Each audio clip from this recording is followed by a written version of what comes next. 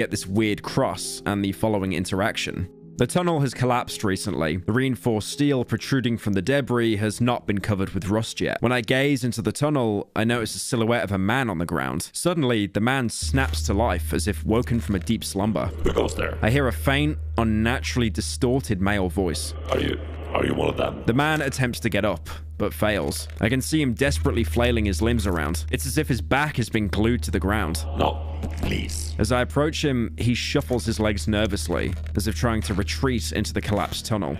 I didn't do anything. I beg you. I just wanted to pass, to get back to my family. The tree has blocked the only way out, the only path home. A huge talking tree.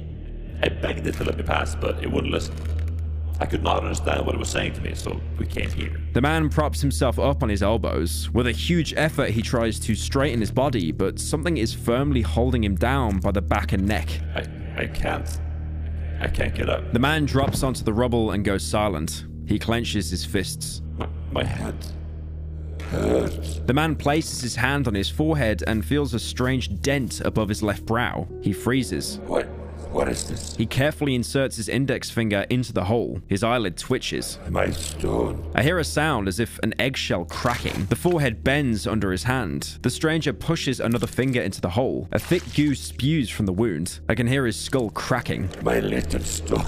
The man slowly removes his finger from the hole in his head. A colorless ooze is dripping from them. He's holding something, a round object. That's why. He swings his left hand and throws the object at me. A small, irregular ball bounces off my arm and lands at my feet. This is what put me to sleep. His head lifelessly drops to the concrete floor of the destroyed tunnel and goes still. You pick up the bullet the man just pulled out. Both it and the cross are soft. I could understand the wooden cross since wood can rot into mush, but a fragmented bullet? Something isn't right here, but we don't have anything else to go on at the moment. The man also mentioned something about a tree blocking the road home, which the protagonist takes note of in his journal. While in the underground passage, I met a peculiar man. He acted strangely, blabbering about a talking tree, which emerged on a path to some house in the village. I need to investigate it. It seems like this part of the tunnel did lead outside, but we can't use it now that it's collapsed. Also worth noting, if you spared the doctor, he'll actually run away when you end the conversation with the man, probably thinking that he can do better on his own rather than relying on you, which to be fair is his loss. I've got a pistol, a shotgun, a lot of Molotovs, some explosives, and he probably has a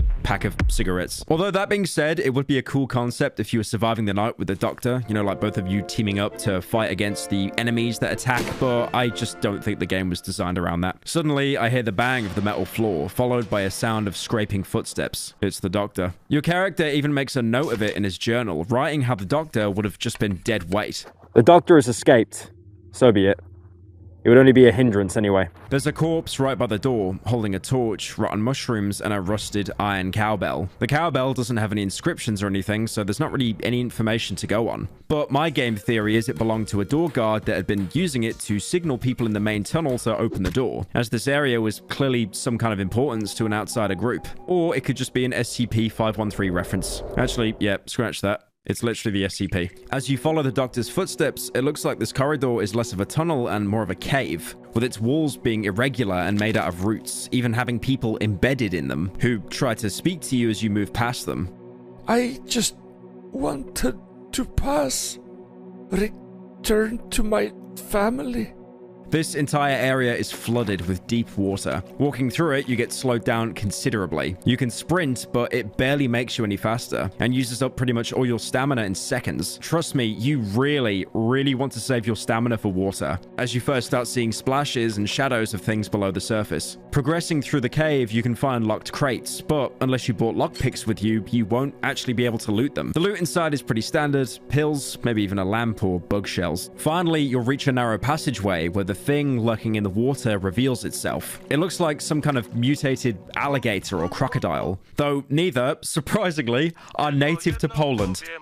So it's fair to assume that it's another mutation caused by the forest. It starts approaching you, but instead of attacking, it repeats the same phrases the people in the walls did. I just wanted to pass. Before slinking back into the water.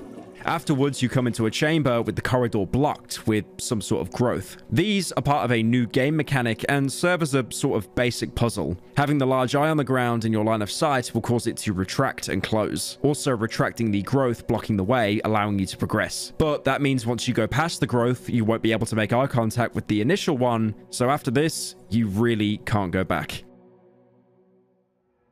In the next room, you can find a body with a shiny stone tied to a wooden cross. It looks very similar to the weird cross from earlier, though the weird cross seemed like a distorted version of this one. Examining the body gives you this: a dried body of some man, only skin and bones, covered in roots. They are surprisingly well preserved. There's a small hole in his forehead. I'd say he's been lying here for more than 2 years. Now, if the body's been lying there for around 2 years, that means there was a restriction set in this area around the same time. And also keep in mind the bullet hole in his head. There was someone that had a bullet hole in their head much earlier. This is the end of the tunnel. There's stairs leading to the surface and just maybe an exit outside the woods.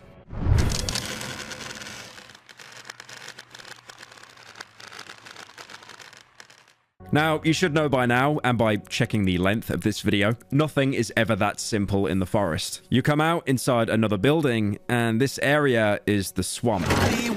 This was actually foreshadowed by one of the first dreams in the game. When you opened the bunker door in said dream, you saw a half-flooded area with a path of shiny stones, which shows that these dreams aren't really dreams. Some of them are actually premonitions. So it's clear that you're not out of the woods yet. Frankly, this place seems even more diseased than the old woods were. The entire area around you is flooded, with only some strips of dry land in between the deep water. You'll quickly realize the building you woke up in is yet another hideout, complete with an oven, workbench, and even a compressor, something we haven't seen in previous hideouts or at all in the game. Apparently, it's used to fill oxygen tanks. But not only do you not have any on you, apart from some rusted ones lying next to the generator, the machine itself is also broken. So I guess you won't be able to pretend you're playing Iron Lung for a little while still. Beautifully. Also, one thing to mention here, if you thought you were smart and you took the bike bell thinking you could get the drunk guy to bring all your stuff with you, you've actually just tricked yourself out of an entire inventory slot. I mean, honestly, like, what did you expect? The poor guy to, like, trawl through the mud and water to get here? Look, I'm sure you were giving him pure moonshine, but there is not enough moonshine to cover that much of the forest. And on top of that as well, the hatch you came through actually sealed itself behind you. I finally got out of the tunnels. The hatch sealed itself shut behind me. I am now at the swamp, in an abandoned hideout. In the room right next to where you wake up, you're introduced to a new mechanic. The black substance, or black shell as the note next to it calls it, is covering a crate that you probably want to open, especially if you bought no crafting supplies with you from chapter 1. But to burn it away, you'll need a light source. That note I mentioned earlier points to it in case you can't figure it out. I can only decipher individual words: shell, black goo, light. This can be a lantern or flashlight, and since you're usually carrying around one of those anyway, it shouldn't be too much of an issue for now. Unless you're like me and throw an entire Molotov cocktail at the crate. You know, because Molotov is fire, fire is light. Fire should be a light source, but it actually doesn't do anything. This mechanic also spices up the game in ways that I'll talk about later. Compared to the hideouts that you're used to by now, this one is huge.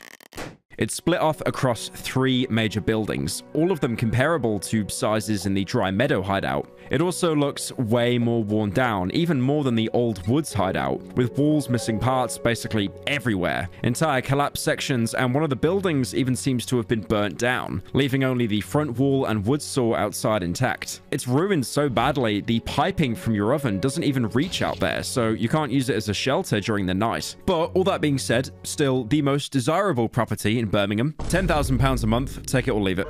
Another difference is that you can once again touch a little bit of grass without immediately getting floor gored, as the oven's range seems to extend a little bit further than in the old woods. You can even see the gas tubes spreading out onto the grass between the buildings, and believe me, those small paths will be your bread and butter at nighttime, especially since you get some gas tanks and explosive barrels already set up to help with the defense. Most likely left over from whoever was stationed here before. Now on top of that as well, there's also the usual stuff you can find in most buildings buildings in this game, movable lamps as well as fixed ones, wardrobes with basic supplies, even a stash beneath one. But this one has some shotgun shells, pills, and a note with a photo of signs. This note was probably wrote by the outsiders, and they were probably trying to make sense of all the notes and scribblings the savages have been leaving around Darkwood. There are even some photos showing possible intersection points, but they were never really solved, with the only addition being scribblings of a madman. Though we know that there has to be something more to them, as the first time we encountered them in the dry meadow, they caused us to have vivid hallucinations. Maybe this is a way of communication between the savages and the forest itself that we just can't understand.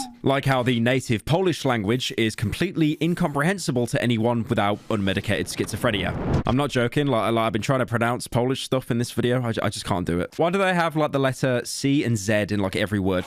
If you choose the musician path and fail the train wreck dream sequence, you can also find some tobacco inside a bag on the bed, as well as an extinguished campfire with a book inside it. It looks like the same book you could find in the doctor's house back in the prologue. Despite it being heavily burnt, you can still make out some words. Like how at the top of each page it says Wiedza lekarska, meaning medical knowledge in Polish. Collecting this book will also mark the cottage near the junkyard on your map. But there's one more place in your hideout affected by the path you take back in chapter 1. In the same building as your workbench, you can find a metal door. In most playthroughs, this door stays closed pretty much forever, as there's no special key or code to open it. However, if you took the Wolfman path and on top of that killed the Sow, this door will open one night, revealing someone we've met earlier sat down in the corner. Something is lurking in the shadows. I'm sorry? From beneath the mask, you can hear a horribly distorted, resounding voice of a child.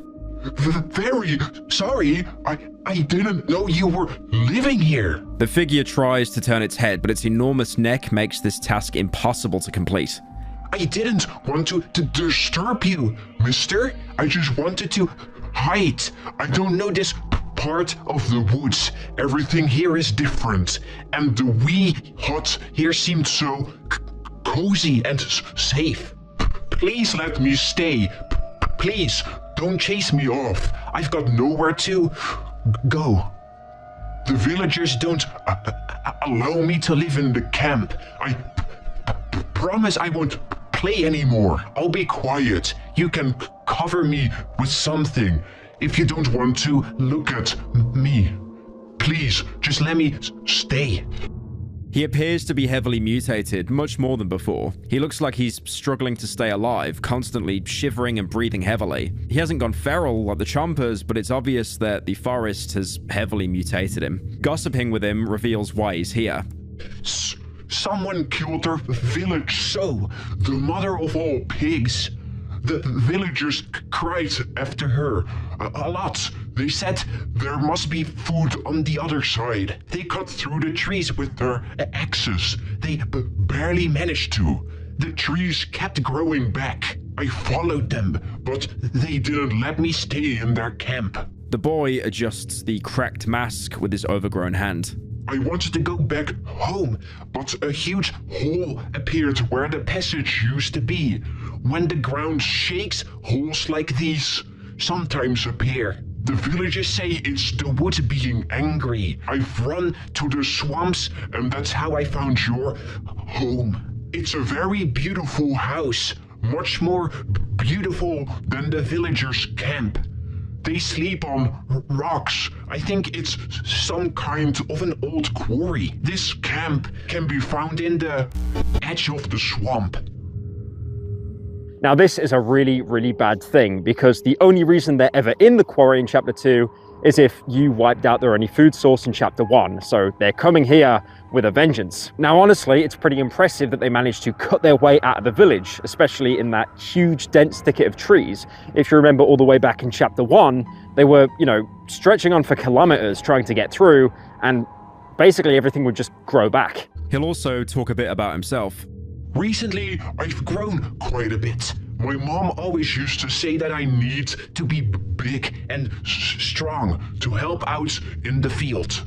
The boy tries to hug his frail knees with his disproportionately massive torso. But I don't want to be big anymore. It's very hard being big. You need to be so strong to even walk. Now my violin is too small for me.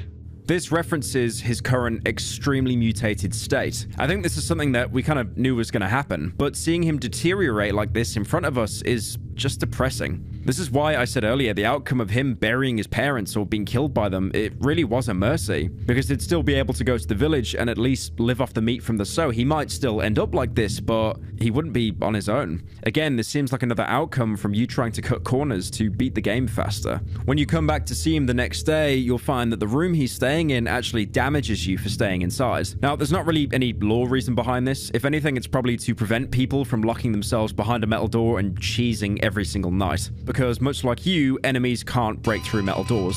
Although that would be a terrifying thought. After a few days, when you talk to him, he'll offer you a gift. I have something for you, mister. The boy picks an enormous rat corpse from the ground and dangles it by its tail. Huge one, isn't it? I caught it this night for you. I saw it sneaking by the wall. I played dead the best way I can play dead, and it's this mouse, I mean, she jumped on my hand. It started nibbling on my finger. I quickly clasped my hand and bit through its neck. I always do that. That's way they stop running. Corners of the boy's mouth turn up in a grotesque smile, exposing rows of overgrown teeth which even his mask couldn't hide. Mice. Mice are good. Better than bark and these funny black bugs. Here, taste it. You'll like it. You can either accept this generous offering, which makes the musician happy. When I catch more, I'll give them to you. And he does actually do that, talking to him again a couple days later, and he'll give you another rat. I have a delicious wee mouse for you. I caught it this night. Here you go. This rat is actually pretty useful as well. You can eat it to recover some HP or cook it in the stove for more essence, which goes to show that even the rats are heavily infected. Alternatively, you can lose out on it and refuse his gift, which just, makes him a little bit sad. You asshole. The boy quickly glances at the rat's blood-soaked corpse and freezes. But they are so tasty. I thought you liked them. I'm sorry. The boy drops the rat to the floor, then hugs his knees and falls silent. I feel the way the dialogue is wrote here, you are purposely made to feel like a piece of shit for refusing a bloodied rat corpse. One day, you can also find him playing with a ping pong ball. The musician hums and bounces a small ping pong ball against the wall. He probably found it amongst the junk. Suddenly, he notices me. Oh, it's you. The ball bounces off his deformed hand and lands between my feet. You can either give the ball back or take it for yourself, but come on. You're a monster, but you're not that much of a monster, surely. If you aren't a horrible piece of shit, you'll be rewarded with yet another rat. How generous. After a few more days, he'll mention being hungry. The boy leans over the violin lying next to his overgrown left hand. He plucks one of the strings with his right hand, clumsily trying to keep the rhythm. I'm sorry for asking, but do you maybe have something to eat? The boy stops strumming. He carefully sets the violin down between his knees and holds the neck in his hand. I'm a wee bit hungry, and if you had something, anything... You can now show him some food items like bread or eggs, but also things that you've been using to dose yourself with essence, such as odd meat or mushrooms. Giving him pretty much anything edible, he'll say this. Oh, thank you, mister. You're so kind, but I don't have anything. Nothing I can give you. The boy leans over his left side and reaches for something with his right hand. I hear the sound of torn fabric. He passes me a piece of rope, which was part of his tattered clothing. It's a kind of rope. You can do a lot of things with a rope. You can do a knot, tie it, or hang your laundry on it. He gives you a rope in case you still needed to craft any inventory upgrades that you missed. What happens with the musician next is entirely depending on what food you gave him. If it was regular human food, he'll stay in the room and continue to keep you company throughout chapter 2. However, if you gave him any food that was affected by the forest, which is most things, you'll come back the next day and find him transformed even worse. At this point, he looks like something I'd commission. Being so fat, he actually pushes out of the room. He's clearly mutated even further, the essence from the food accelerating the process at a breakneck pace. You can't interact with him anymore, and once he's in this state, after one more day, he'll disappear entirely. It's unknown what happens to him then. We can't find a bloated corpse outside the hideout or anywhere. He's gone. The room still damages you after he leaves, in case you were wondering. No exploiting the game for you, maggot. Maggot! Another interesting thing is that if you killed the Sow, but also killed all the villagers that were cutting down the trees, the musician won't actually appear in Chapter 2. Most likely because the villagers weren't able to find a way out of the forest. Because, you know, you killed them all. It's really impressive how the devs thought of pretty much every individual outcome. Exploring the hideout further, one of the paths between the buildings lies a corpse holding a knife, some flares, and a note. The map is outdated. It must have been prepared around 2 years ago. The woods have changed considerably since then. Moreover, it's so ragged it's barely readable. However, I think I can make out the position of the cottage near the junkyard and the village with that tree. Also important to mention is the map is about as old as the corpse we found right before the tunnel exit, possibly meaning that this entire area got restricted and evacuated around that time. The actual note reads this. Day 1, 13:15 hours. The compressor is broken. So is the lock on the trap door leading to the underground. Had to use a blowtorch. Fucking moisture. Day 2, 1200 hours. We took 45 photos of the tree from the observation point in the vicinity of 3C. It grew twice its size in a month. Really quick, even for the local standards. Day 2, 1520 hours. I'm slowly running out of oxygen. I've sent 2 men to search the nearby junkyard. Maybe we won't have to go back for spare parts for the compressor. Watch out for the cottage near the junkyard. Someone could be living there. Day 2, 1812 hours. At least 10 locals lurking between the trees. How do they know about us? We won't be able to gather our equipment in time. The risk of getting detected is too high. Need to evac.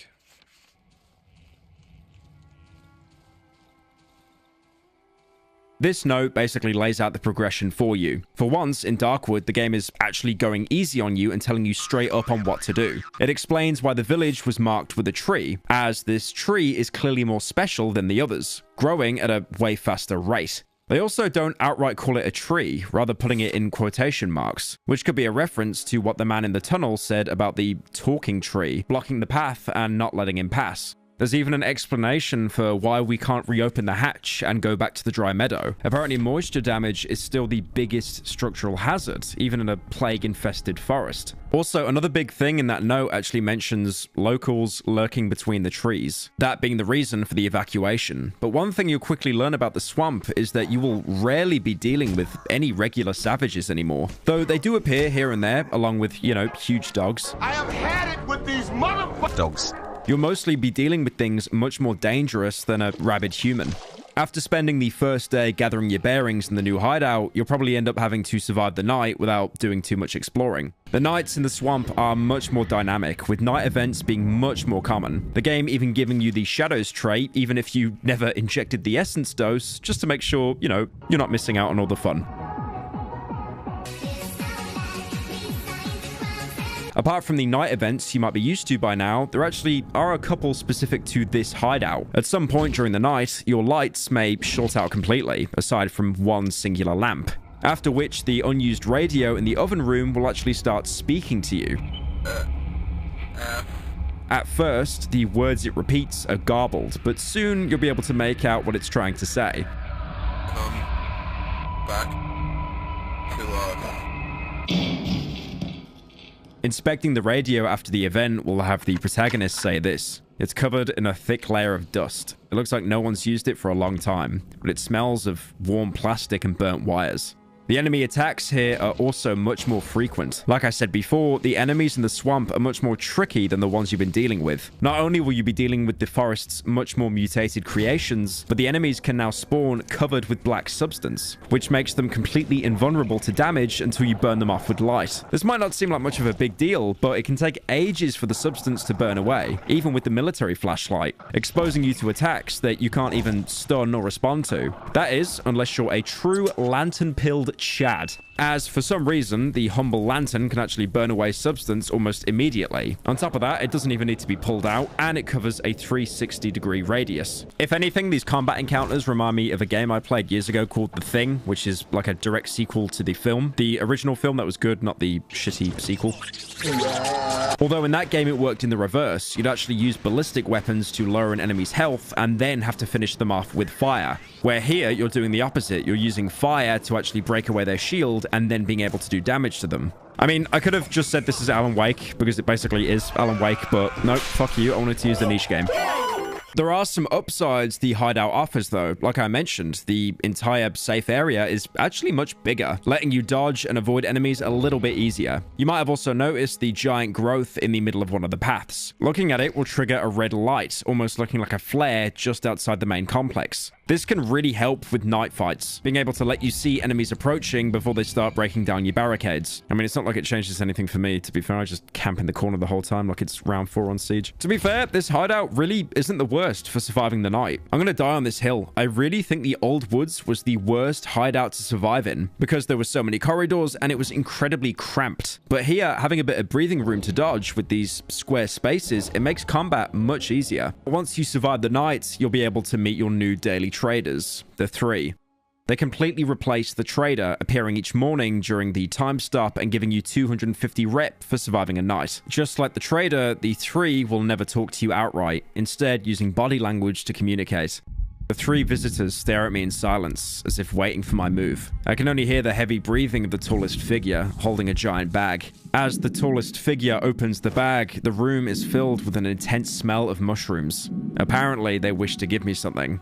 They offer a huge stock of items. Once again, of course, including that delicious red egg. Can I offer you a nice egg in this trying time? Honestly, by now, you probably don't have any use for essence items, as you probably would have maxed out your dosage even before entering the swamp. But if somehow you still need to cook, the oven in the swamp is even more efficient, meaning you'll probably get to max level with just a few mushrooms. On the topic of cooking, there's still a couple more perks you can get with the next dose. The negative perks you can choose to handicap yourself with this time are weak regeneration and shaky hands. Weak regeneration is not the worst, and all it really does is slow down the rate at which items heal you, but it doesn't change the duration of the healing effect, meaning you're getting half the total healing. This sounds really bad on paper until you realize that most healing items in the game restore much more health than your health bar has. Like the slowest and cheapest form of healing, the bandage, heals 170 HP in total, with your standard health sitting at 100 HP. With the perk, it's still healing at 85 HP, which should almost always be enough. To be fair, using a pill will still fully almost heal you in 3 seconds. Full health. If you pick this perk, all you really need to do is play the game a little bit more slower than you've already been playing the slow game. Shaky hands, meanwhile, absolutely sucks. It lowers your accuracy immensely, making it so you can't really shoot anything over 5 meters without wasting half a mag. So what positive perks can you get if the negative perks are so bad? Well, actually, these ones, for a change, are pretty decent. Adrenaline is very situational, doubling your melee damage output when you're very low on health. Risking dying to one shot by having so much damage, you can also basically one-shot everything else. It incentivizes risk-reward, so like a glass cannon build in Dark Souls, but it's not really something you should play around with unless you're confident in that kind of build. Another positive perk is Vitality. This one is a straight up stat buff, giving you a little bit more health to fall back on. It gives you around 25 more health, and that's about it. So, yep. It doesn't seem that great, but it's just a very consistently decent perk. The last positive perk is Chameleon, which once per day lets you become invisible as long as you stand still. It lets you avoid an encounter if you're unprepared for one, especially at night, because you can pop it and then just tab out and watch your favorite React Andy streamer on the other monitor as the game basically plays itself. I didn't really get too much use out of it myself, but it could definitely be a lifesaver. Where did you get the idea for like the essence abilities? because that's probably like the closest thing to an actual like leveling system in the game. We always like the idea that we have skills that have to be offset with some negative skills. And we did that with leveling, where you have those mutations. At first, it was like this way to introduce new mechanics, like for the shadows in chapter 1. There were much more skills which you could have, because the game was like a roguelike. So each build, you would have many different skills, but then we have to cut them by a long lot. Also, they're kind of weird, because when we had this roguelike approach, we didn't care that they will break the game so much, because we thought about, okay, this gameplay is gonna take shorter period of time, and then you will make another build, and you will not choose the same silly skill. That's why they are like maybe a little bit weird sometimes. Yeah. My favorite skill, I think, is when you have the ability to drop a part of your body, like a finger, and then you can see it on the map. It's like a map marker. Oh, that's right, yeah. You can't show them any items or gossip. They'll just stand there and stare at you unless you trade with them. But this isn't the only thing that happens after the first night. Exploring around the hideout, you can come across a body of someone you know. Now, surprisingly, the protagonist doesn't seem to recognize him, only saying body of a man and the head has been severed. But it's obvious to us who it is. It's the trader, and he's probably followed us from the chapter 1 environment into chapter 2. But the swamp was too hostile for him, overwhelmed him, and killed him. You can take his severed head, which is seemingly fused with the helmet, and see that someone has scratched the word Quamsa, or liar in English, on the helmet's visor. Maybe the murder was personal after all. But the biggest reveal comes with the other 2 items on his body, the key to the underground and a weird book.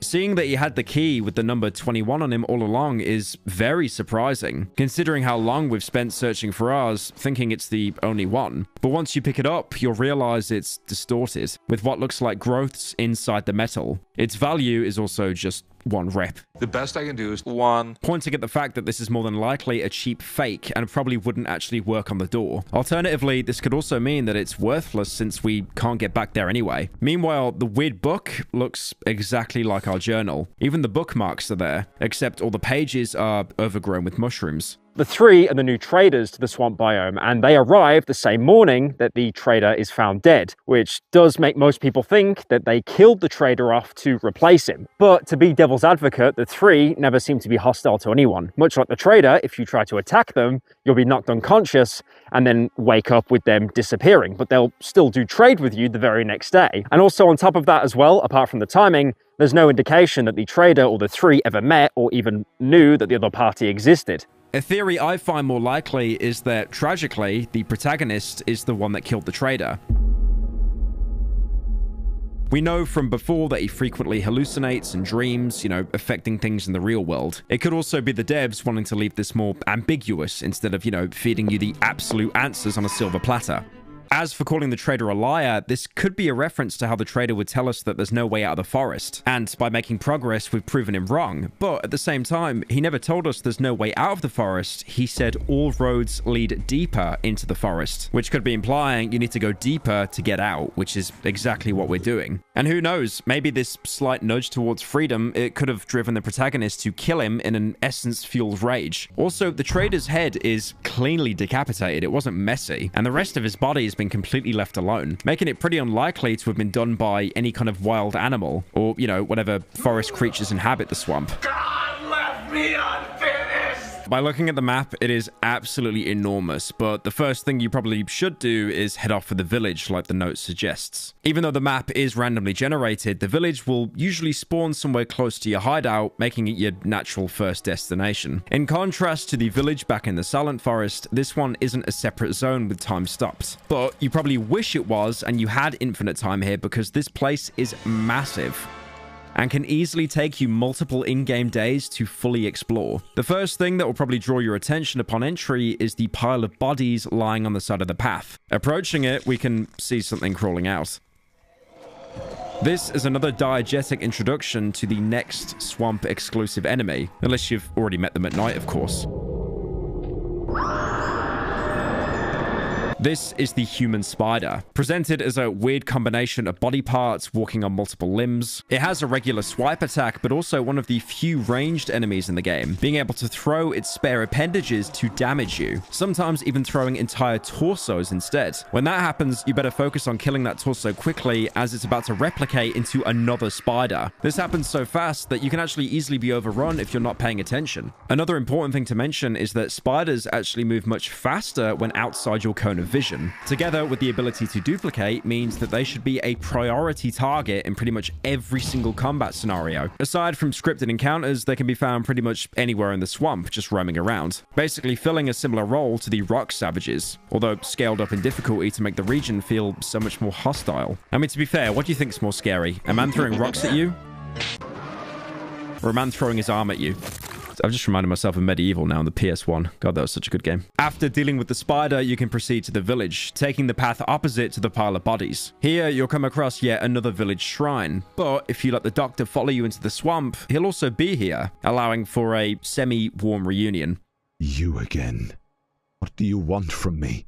Want to put me in front of a firing squad for desertion? The doctor snorts ironically, hiding his irritation. I'm not going anywhere with you. I'm too close. I can hear her, just as if she was standing beside me. My little... With shaking hands, he reaches for the cigarette butt between his yellow teeth. I'm sure someone is waiting for you too. He spits out the rest of the tobacco. He won't appear here if you failed the train wreck dream, as in that scenario, you're still enemies. You can also show him the photo of the road home. Why are you showing this to me? You better tell me how to get there. Now, this line did leave me with a bit of whiplash because we have been showing the photo of the road home to every character and probably not realizing that they also would probably like to go home, to leave the Darkwood. It really does come across that unintentionally we're kind of rubbing everyone's noses in it. I mean, for example, with the Doctor, if he knew where the road home was, we never would have interacted with him. Most of the events in this game never would have even happened. He would have just ran off. You can talk to him further as well to hear some more exposition. I used to come here to treat people. I pulled out kids' milk teeth, delivered babies, and then came the diseases I'd never even heard of. I was the only doctor in the area. You cut us off from the outside world. First you, then the woods. No help from anyone. Last time I came here was 3 or 4 years ago. Then the trees blocked the path. This is one of the villages the Doctor used to work in, probably why he even made us stop here in the first place. This dialogue also confirms that the entire area was quarantined when the plague started, probably being the only reason why the people inside were forced to stay instead of being evacuated. You can talk to him further to get some more subtle pointers on interesting locations around the region. Some of the flooded areas hide underwater passages. Recently, I fell into this underwater den in the edge of the swamp. I have no idea where it leads. I'm a shitty diver. I've seen a similar one in the edge of the swamp. Talking to him for the last time will have him explain his game theory to you, as well as one of the hardest lines in the entire game. I've realized something. It came to me when we were walking through the tunnels. You're like a disease. You and your kind. It was that hard that I actually put it in the intro of the video. The Doctor takes a step back, as if he was afraid of me. At the same time, a sinister smile appears on his face. You don't belong to this land. You weren't here when the forest was born. You're a splinter, a foreign body, a vagabond. And them, the forest and everything else here, these are the antibodies. Even the morons from the village. Raging white blood cells in an infected bloodstream. That's the reason you hide from us. The Doctor is visibly pleased with himself and his theory. His hands are no longer trembling. He produces a hand-rolled cigarette and lights it. Logical, isn't it?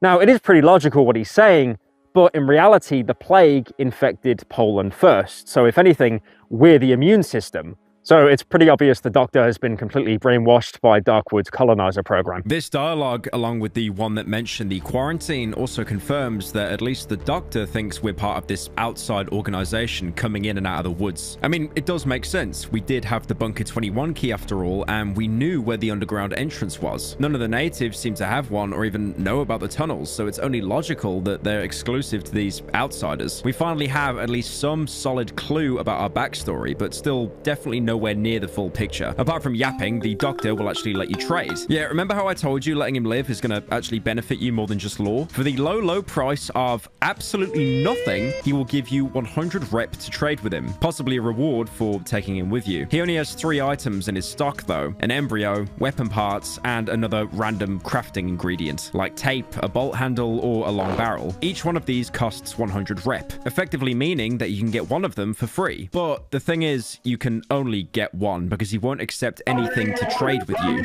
So once you pick an item, you'll actually be locked out of picking the other 2. The doctor obviously not wanting any of the various tools of survival that he would have cherished in chapter 1. Out of all the items, you'll probably want the embryo. The weapon parts are incredibly valuable for crafting or being sold, but embryos have that unique property on hard mode of giving you an extra life. So like I said much earlier, if you were to die and it'd be a game over, instead you just respawn, dropping your equipment exactly like normal difficulty. On top of that as well, they can also be cooked for a huge chunk of essence and sold to traders, although less than the weapon parts. After speaking to him once, the doctor will leave the village the next day, presumably to wander the swamp in search for his daughter, who's apparently been calling to him. He's mentioned her before when you tried to talk to him in the train wreck, and unfortunately, it's probably a sign of the insanity that the forest drives everyone mad, and it's setting in. In the same clearing as the doctor is the village shrine that I mentioned before. Once again, it looks like a standard Catholic shrine of St. Mary holding baby Jesus, although it seems like this one's been defaced by something trying to eat at it, as there's bite marks on the wooden figure. This is probably the work of the local savages, as even back in chapter 1, you could find them eating away at tree trunks. This being a holy figure really doesn't seem to bother them. Further along the path, you can find a backpack containing some expensive fabric and a map, which marks the hole's location. This place is very important for getting around in the swamp, and I'll get to why later. Following the path deeper into the village, you'll first stumble upon some houses with barricaded windows. One of them has a chest with some random items inside, but the other one is much more interesting. Instead of breaching in, you can instead go around and through a destroyed part of the house. As you approach the wooden door to enter the barricaded room, you'll hear a voice calling from inside. I've heard him.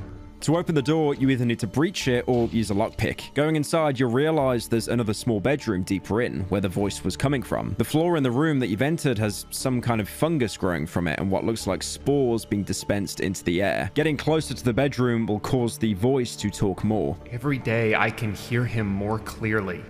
You don't believe me? Once you enter, you realize that there isn't actually a person there, just a skeleton lying on a bed with a torch on its body. Going back outside, you might start to hear growling in the distance. Walking up and around the destroyed carriage will reveal the source, another red chomper, but this time covered in a black substance. Now this fight can really take you by surprise, since the chomper wanders around the area instead of, just standing there waiting for a shovel indentation in its head. And once again, the black substance that I mentioned earlier gives it some initial invincibility, so it's allowed to get some cheap hits. After dealing with the chomper, you'll pass some burnt houses with a generator stood up against a wall. Activating it causes the light fixtures to turn on around you, only for it to die around 2 seconds later. There's nothing of note inside the houses, but once you go through, you'll find a surprisingly well-preserved doghouse and a well. Approaching the doghouse will spawn a huge dog inside and have it lunge at you. But at this point, it really shouldn't be too much of a challenge, especially with how equipped you are by now. Again, you are equipped, right? Like, you did bring the stuff from chapter 1. God, I hope you did, or you're absolutely fucked. Now, thankfully, unlike the well in the chapter 1 village, you can't actually descend into this one, so you're not going to be fighting any, mutated children.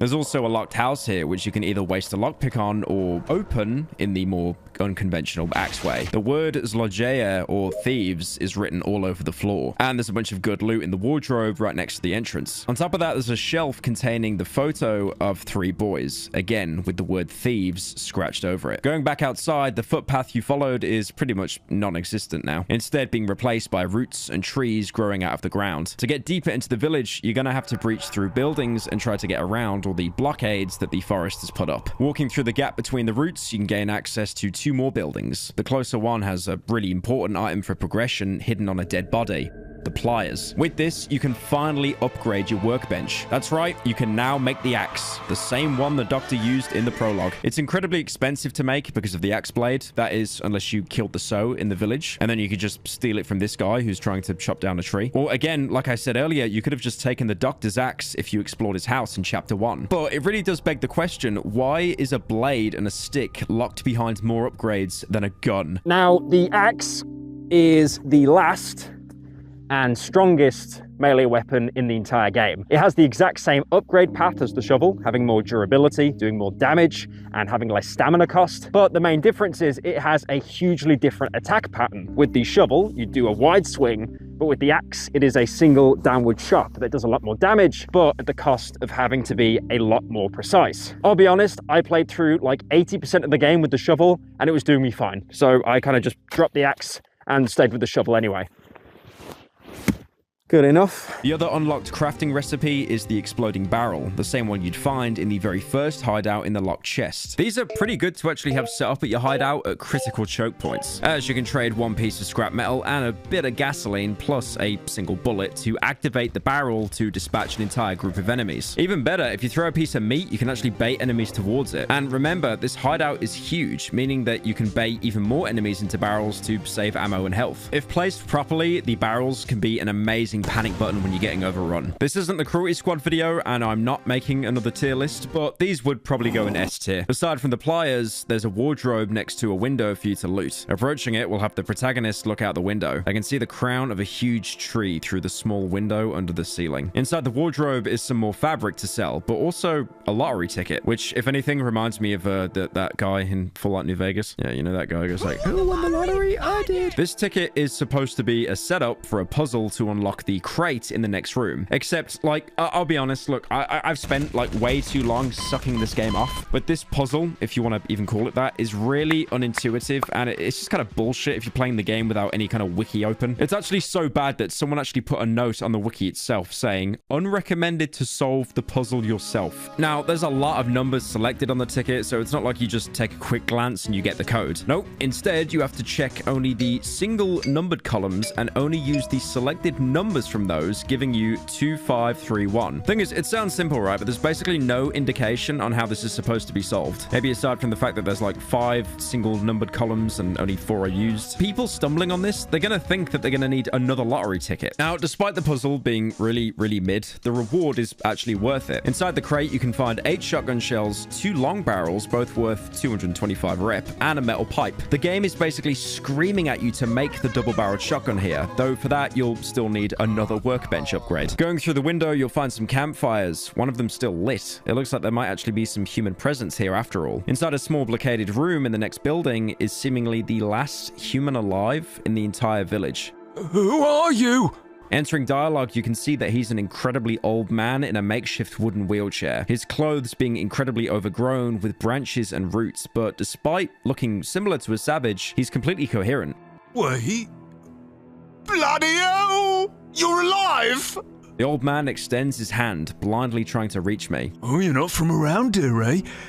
You cannot be. All them lads are dead. It's only me.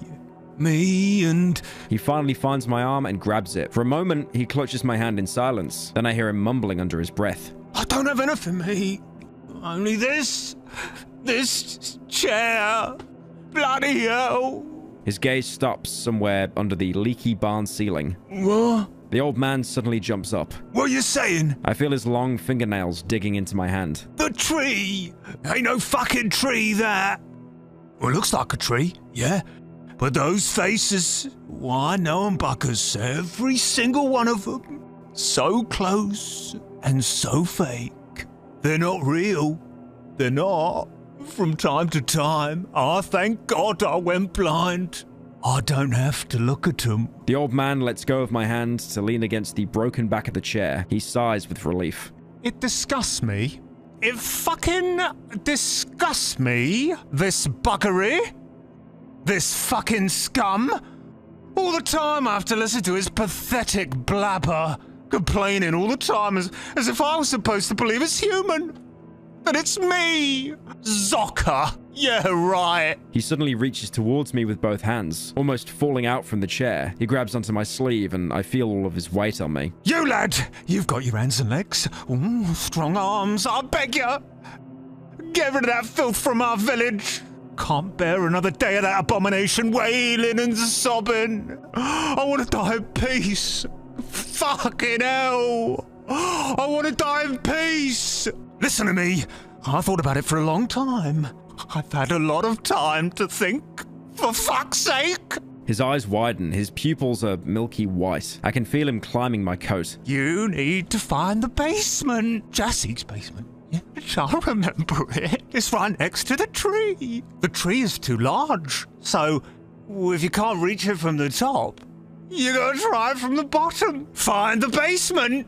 When there, well, surely you'll find the tree's roots. The bloody thing must have roots. That's where they are. Destroy them. Pull them, drag them, twist the fuck out of them. Oh, you'll find a way, eh? I know you will. The old man slides down my coat, straight into his destroyed wheelchair. For a moment, he searches for his stone, which he uses to prop himself up against the muddy floor of the barn. Thank you. Thank you. This is the last survivor of the village, and you're probably wondering, where is everyone else? Well, if you go past him, you will see a monstrous tree that grows so high it is actually almost touching the top-down camera we've been using the entirety of the game. And this tree is blocking the final exit to basically finish the game. It's the final, last roadblock. The tree itself is an amalgamation of dozens of people from the village, even including some of the livestock like cows. When examining the tree, the protagonist will remark that the tree is gigantic. Its bark stays in constant motion. It swells up and collapses into itself as if breathing. I see human silhouettes growing out of the tree trunk. They're also moving as if gesturing in slow motion. Dozens of mouths repeat their lines simultaneously, creating a uniform, noisy murmur. Much like the other character art, this is animated, and seeing all the people trapped inside the tree opening and closing their mouths, it's terrifying. Between the boughs, I catch a man's gaze. It's fixed on me. His body, similarly to the other beings, seems to form an integral part of the tree. His limbs are gnarled, and his face is grotesquely deformed. He's the only one to acknowledge my presence. His hand slowly raises, pointing to something on the horizon. Above the roofs of the destroyed village, the man's lips are moving, but the ghastly murmur of the other voices drowns out his words. You're now given various options. You can kick the tree, hoping the voices will go silent. I kick the tree trunk with all my strength, breaking a branch sticking out from between the roots. It hurts.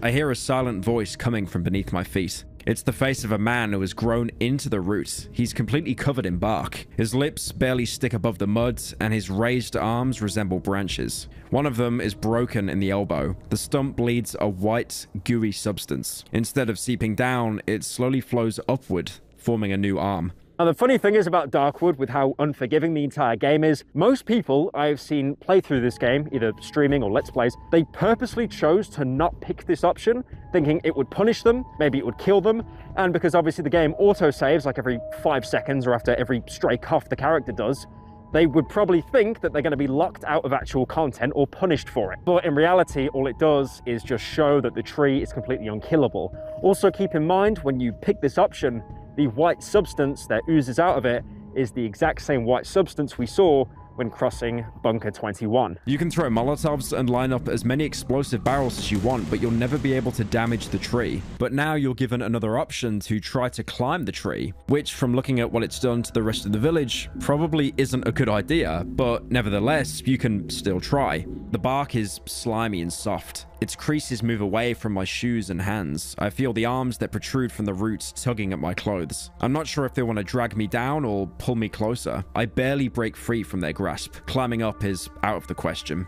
The final option is to try to focus on the lips of the only person in the tree that was making any kind of eye contact with us. Even though the figure speaks sluggishly, it's too high for me to read its lips properly. I think one of the words is radio. There's nothing else to do with the tree here, but exiting and re-entering dialogue will give some different text about various people stuck inside the tree. I notice a little smiling face of a girl gazing at me from behind a cluster of sleeping heads, oblivious to the chaos around her. She studies me with curiosity. Just next to her, a massive man calmly hums some melody. The lullaby drowns in the overwhelming noise surrounding the tree. It seems that amongst all the chaos, people have made their peace with the tree. Examining a second time, you'll see an argument break out. I knock your head off. You see this shit? I am barely able to make out any conversations and squabbles from the horrible noise of the tree bough. You took everything from us.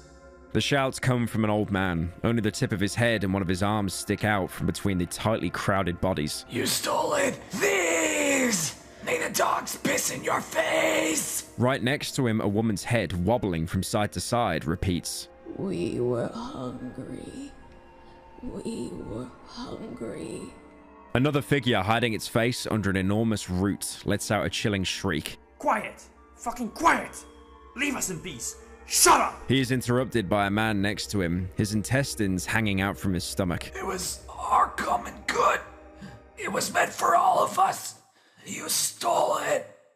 However, all of this is optional. You don't actually have to go to the tree and, get all immersed in the story or how horrific everything is. You really can just remove the barricade, probably the only thing keeping the cripple alive, and just straight up leave. He'll call you out though, but, we're out on our own survival, not to keep talking to trees until curfew. Although, if you do that and play like a complete bastard, you'll be immediately punished. Because as soon as you go outside and turn to leave, the mushrooms right in front of you will rise up and become mushroom men. Now, I mentioned these guys back in chapter 1, but before they could only spawn in specific mushroom fields that got marked on your map. But now in the swamp, they can randomly pop up from pretty much any mushroom patch. They're basically a walking explosive barrel. Now, these guys are pretty reasonable to deal with in a 1v1 scenario because all they really do is chase you while laughing like a madman until they get too close and explode. Or if they run out of time and they blow up anyway. Even if they manage to close the gap, the explosion does actually take a while, so you can usually get away, or you can just shoot them before they even get close. If you manage to get caught in the blast though, their damage is insane. They're not really a threat on their own, but more if they gang up on you with other actual enemies. More on that actually, the mushroom men can actually be blocked by other enemies, and they will damage them. So funnily enough, you can actually bait them into clearing whatever's chasing you if you actually want to keep your ammo. One more important landmark in the village is a house that basically serves as your shortcut to get in and out of the village. You couldn't enter it before because rubble was blocking one of the metal doors, but coming from this side you can clear it and open the way. But if you chose to stick around, the area around the tree can actually be pretty rewarding. There's a small shack with a metal door right next to it, and going inside you can find a hatch, likely one of the entrances to the basement that the cripple mentioned. Unfortunately though, the hatch seems to be inaccessible.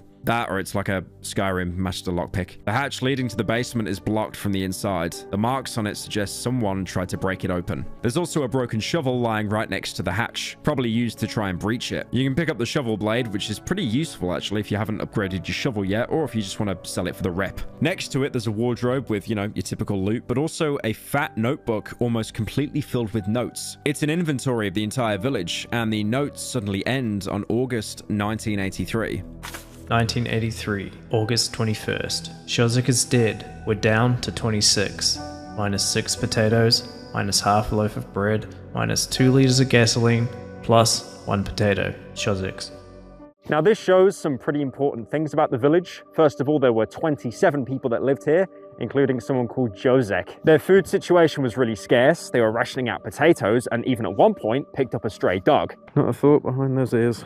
Not a fucking thought. Probably the same huge dog that we found inside the house. So that goes to show that even though most of the village was turned into a giant monstrosity of a tree, they never actually chose to eat the dog. You can also show this food inventory to the cripple. All sorts of things used to happen in our village. Sometimes a mug got punched for some silly thing. A faint smile appears on the man's face. But we always stick together when the time came. We had to. Until the hunger came. Well, as the hunger divided us, I sometimes hear the echoes of those times in the trees' moans. That fucking monstrosity won't let me forget. On the other side from the blocked hatch, you find a house with a trapdoor that actually works. Going inside, you'll see how deep the roots have really penetrated into the earth here. Moving through the tunnel, you can stumble onto a corridor splitting off from the main path. It leads to a small room with a glare inside. Glares are sources of red light that will actually damage you if you stare at them. Not to be confused with the growth that creates a red light. Now, encountering these things in the swamp can actually be pretty scary because they do a lot of damage and they can be very, visually distracting. But for them to do damage, you need to make eye contact, so if you just basically moonwalk towards them, it's not really too much of a problem. There's also a corpse in the corner, holding a small magazine and a pistol. I don't think I really have to explain what this indicates. But going back to the main tunnel, the walls will start talking to you. Who's there? What do you want? Leave.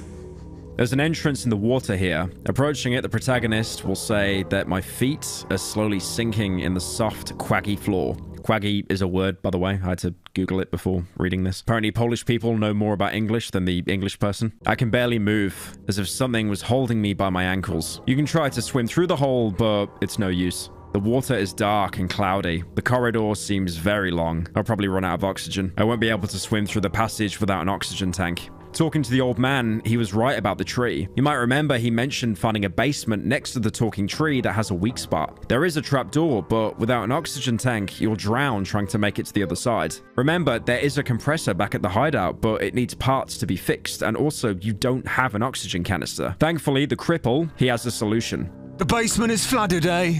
Am I right? Dogs, bollocks. Everything is fucking flooded. He turns around as if looking for something. Hey?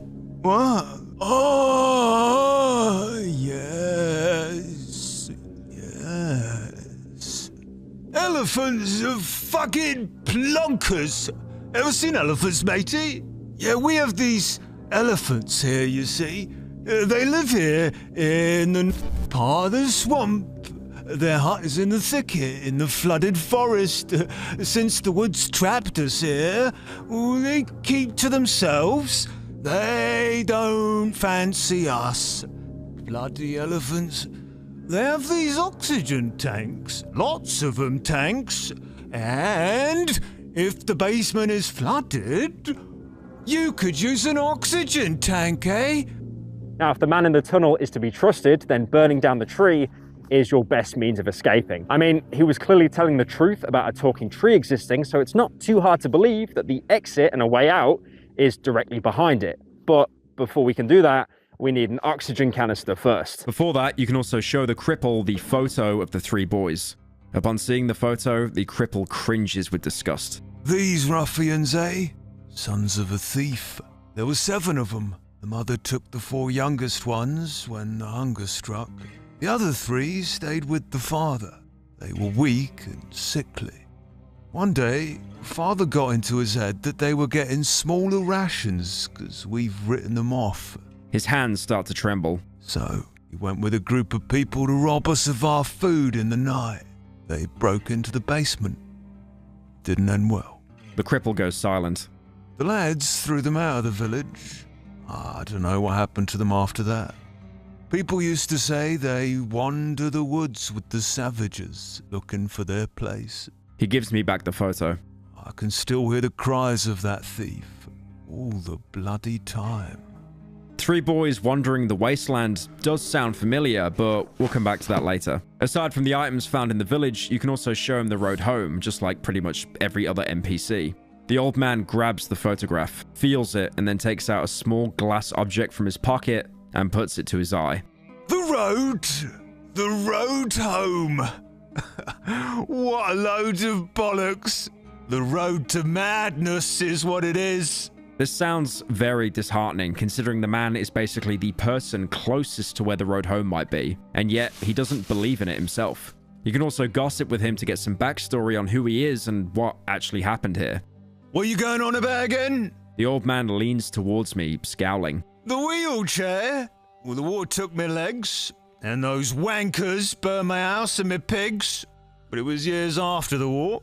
They said it was to fight the disease. So they said. My Zocca. The disease took her from me.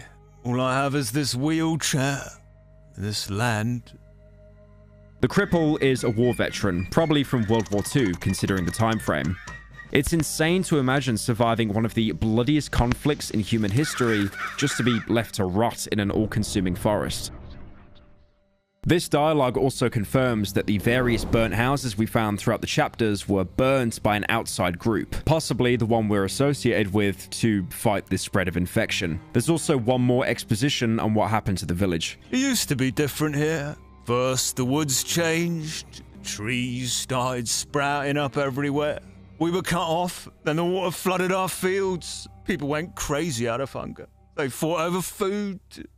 Once again, he brings up the village's hunger for the cause of why it died out. You might wonder how he managed to survive if there's nothing to eat. Well, in a backpack next to him, you can actually find a couple of fish. Considering how much water there is, it's not surprising that there'd be fish around. And yep.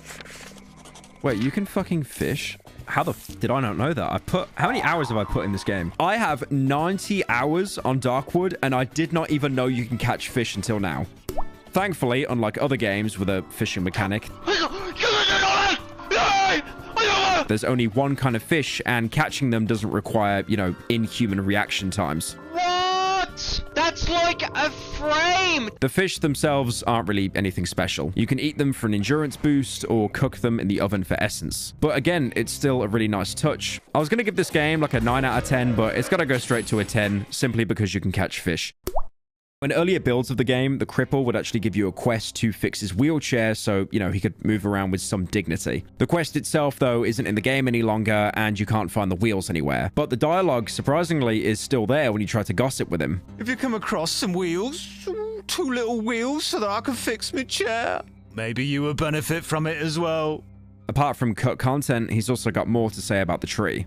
Years ago, when my eyes were good, people used to pass through it. They would leave their huts and go, there, where that damn tree grows. They would often leave at night so that no one could see them. They went into the deep, dark woods and never came back. Some of them would say they're going home, but most of them were silent. I don't know. The land's changed. The trees have cut us off from the rest of the world. But home, for me, has always been here.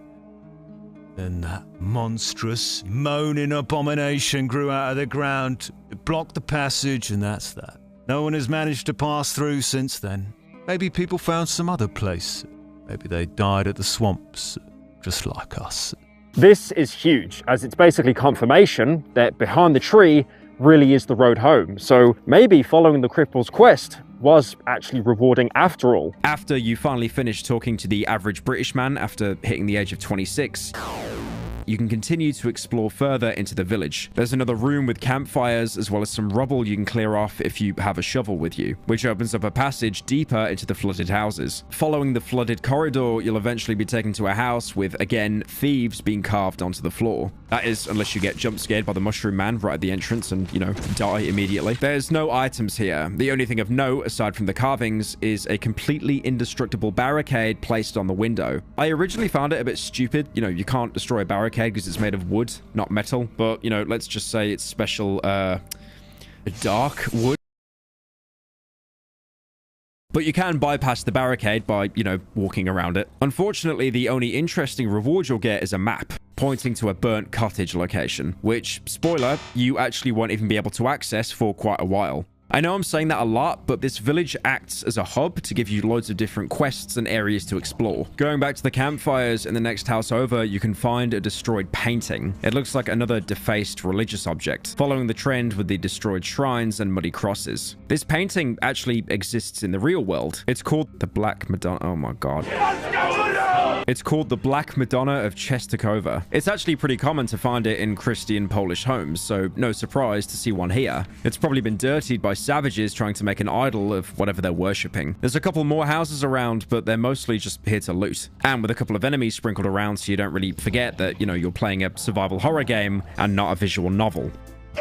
The only other interesting place left is a house with a floral doormat, but it's locked behind a metal door that you don't have the key for. Leaving the village, you can see that as small as that marking was on your map, the area to explore was huge. Chapter 2's swamp biome is around the same size as the entirety of Chapter 1's 3 main areas combined, and it's also dotted with various new locations. Now, I talked about this earlier, but because it's a swamp, a lot of the map consists of deep water that obviously slows your movement and drains your stamina incredibly quickly. That's bad, and you'll want to avoid the water. That's why the devs put all the high-end loot like mushrooms in locked chests right in the middle of them. Thankfully, you can never drown in this water because it's waist high, but if you venture too deep, you might encounter this chapter's new enemy, the Swamper. You might remember first seeing one in the tunnels between chapters. Now, why is it called the Swamper? Probably because it lives in a swamp.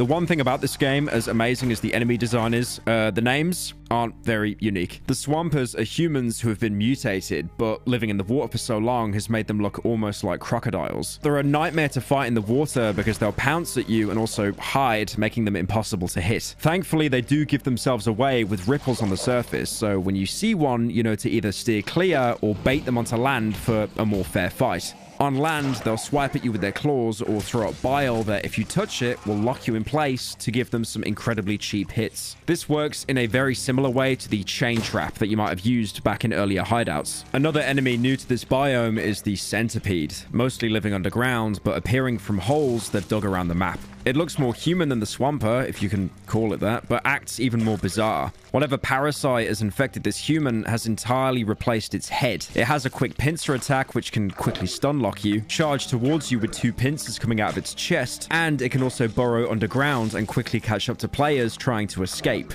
If you try to deal with it at range, it'll counter that by burrowing underground and popping up elsewhere, usually behind you. And after you kill it, notice how I said kill it in quotation marks. That's because the parasite will detach itself from the body, quickly retreating underground, leaving the human body behind. Thankfully, to compensate with enemies being much harder, this chapter is also much more lenient with giving you ammo for firearms. So it's basically the opposite of chapter 1, with you now using guns as a primary and melee as your backup. Obviously, you'll still run out of ammo pretty quickly, even if you bought your stockpile from Chapter 1. So, really, it's always best to avoid these encounters altogether. There are loads of small locations dotted around the swamp if you want to stock up on supplies to help you survive the nights. Savages, like I said, are much less common, probably because they're basically prey here compared to the more vicious wildlife, but also because the swamp doesn't really have any regular animals like rabbits or elk that they could eat, causing a lot of them to probably die from starvation. I guess they went off eating the trees. That being said, you can find one last camp which is marked by a huge bonfire. There's loads of loot to be found in the middle of the fire, but you'll have to carefully shimmy into the middle of it because out of all the afflictions I've mentioned in the game, fire damage is probably one of the worst. You can also find a welder here which is useless to us now because the workbench is already so leveled up, but you can sell it for a little bit of influence. There's also a lot of ruins around the swamp, you know, as would be expected for an abandoned wasteland. These can sometimes have strong enemies like chompers or even a banshee in one case. There's even a house with 6, I repeat, 6 sleeping chompers inside and a huge dog because, of course, this is the one house where you really don't want to fire a gun inside.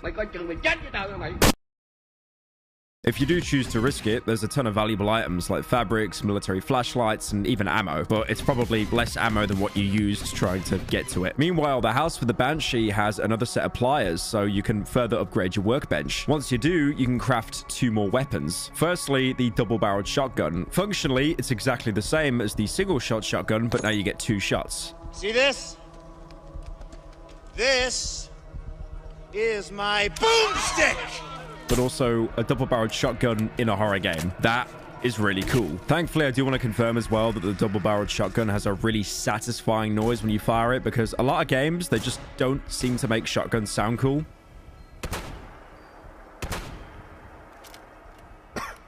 And, of course, the hunting rifle, which I mentioned way back at the end of the Wolfman path, which he gives to you if you pick the correct dialogue option. If you either messed up the conversation or you didn't take his path, you can now craft one. Now, as much as I like the hunting rifle, and I really do, I really just prefer using the pistol or the shotgun. The hunting rifle's really weird because it's an accurate gun, and it basically works as the single-shot shotgun, having to reload after every single round. It does a lot more damage, but at the same time, if you're not one-tapping a single enemy, you're a little bit screwed, and you'll probably have to rely on a backup weapon. Also, as well, so many encounters in Darkwood are at incredibly long ranges, so if you see an enemy at the corner of your screen that you could probably take out only with the hunting rifle, you might as well just ignore them anyway and save the ammo. I think the only reason why you should use it is probably because by now you have a lot of high caliber ammo lying around and you probably don't want to sell it. And if you're wondering, yes, you can technically do a 360 no scope because the hunting rifle has no scope.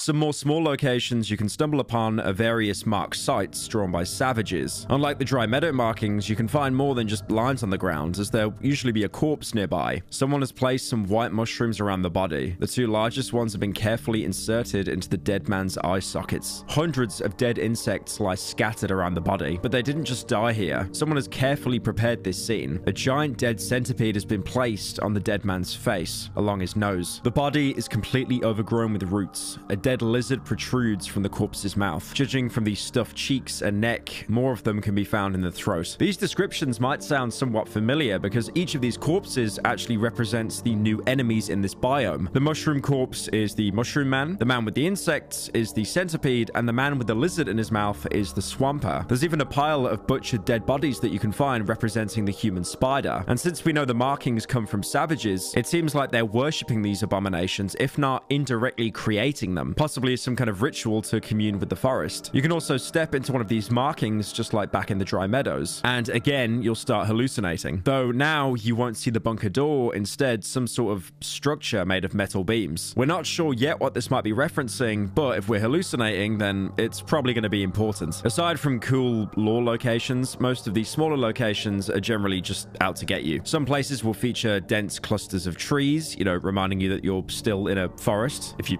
didn't know that already. If you explore these clusters, you'll probably find some items, as well as some red chompers. Or even worse, chain traps lying between the trees, and you're most likely going to miss them. Another location you can find is the holes, which should already be marked on your map when you found them in the village. The holes will usually be very far away from your hideout, but they're definitely worth the trek. Approaching them for the first time, you'll see the doctor digging in the ground, looking much more rugged, with sticks and mud now glued to his head, and his hand twitching wildly, but still holding that cigarette. This land hides more secrets than your little fucking rat brain is capable of understanding. The doctor digs through the mud. I think he's looking for something. Deep underground, there's a current of electricity. Fucking electricity. He starts flailing his arms wildly, throwing pieces of mud everywhere around him. And it flows underground from tree to tree. The doctor suddenly freezes, staring at me with his arms midair. And it powers everything. It connects it all. If I had a light bulb, if I just screwed it into one of these branches, it would light up. I bet it fucking would. He bends over a small hole in the mud and continues digging. Maybe this is where you're hiding. Maybe this is the way. He's obsessing over this newfound theory. We can't really confirm it ourselves because, we never get a light bulb and we can't really unscrew any of the light fixtures. But I don't think that's the point. It's to prove that, unfortunately, he's going insane, just like the rest of the locals. You can still trade with them here to get some items for free, and also gossip with Poland's most sane resident. I haven't slept a wink in many days. I don't think this is good for me. I hear this voice all the time. Can you hear it?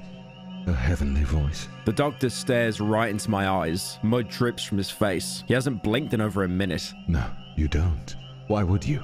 You don't know her. He steps towards me and lowers his voice. I'm a bit fed up with her. A bit. Little. Tiny bit. She must know I'm heading her way. I'm doing everything I can. I don't eat. I don't sleep. I search under every rock, under every fucking bush. She must understand it. She must give me some time, some little time off. Tell her this, will you? He could be talking about the voice of his daughter, as he's mentioned hearing her before. So it's pretty obvious that the forest is slowly starting to reclaim him. He's losing his sanity. He's not completely insane yet because he is aware of, certain basic requirements like lack of sleep isn't a good thing, but for the most part, he just really isn't the same person anymore. The doctor is lost in his thoughts. A cigarette sticks out of his mud-covered mouth. Using what remains of his shoe, he draws lines on the ground. They seem to intersect in completely random places. I'm waiting for... He doesn't stop drawing. He moves away a bit and makes a wide arc with his heel. The doctor flicks his cigarette into the dirt, stomps on it, and then drags it along the ground, creating the last straight line. You... Fuck!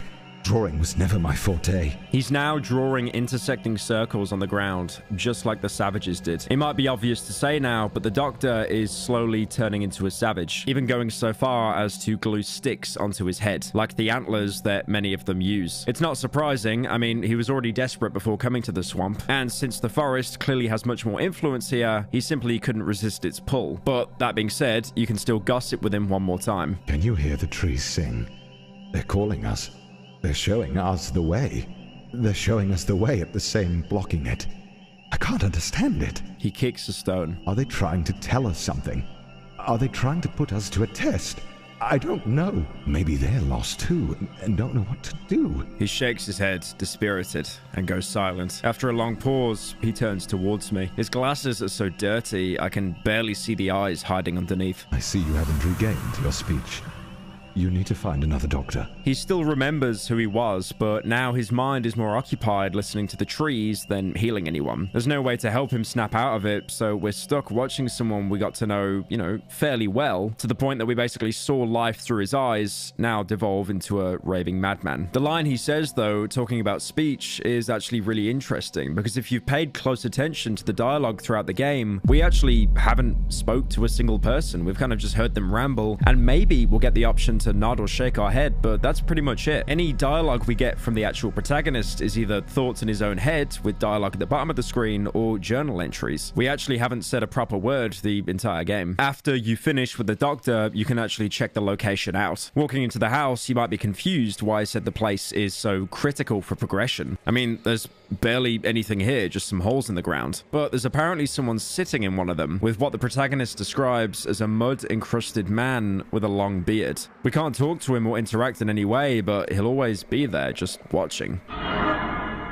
The real importance of this place lies in the largest hole. You can actually enter it, which spits you back out in your hideout, as well as permanently opening up an entrance that you can come and go whenever you want. This is the only means of fast travel in Chapter 2, similar to how you could fast travel from the village back to your hideout in Chapter 1. And this fast travel is really needed because, like I've said multiple times, the swamp is enormous. Once you come back through the hole to explore the rest of the building, you'll see a large worm-like creature jumping between the holes. This is a tunneler, the thing responsible for digging the holes. He seems territorial, even straight up screaming at you, but despite that, he won't actually ever attack you. Probably for the best, because he just seems like a centipede on steroids.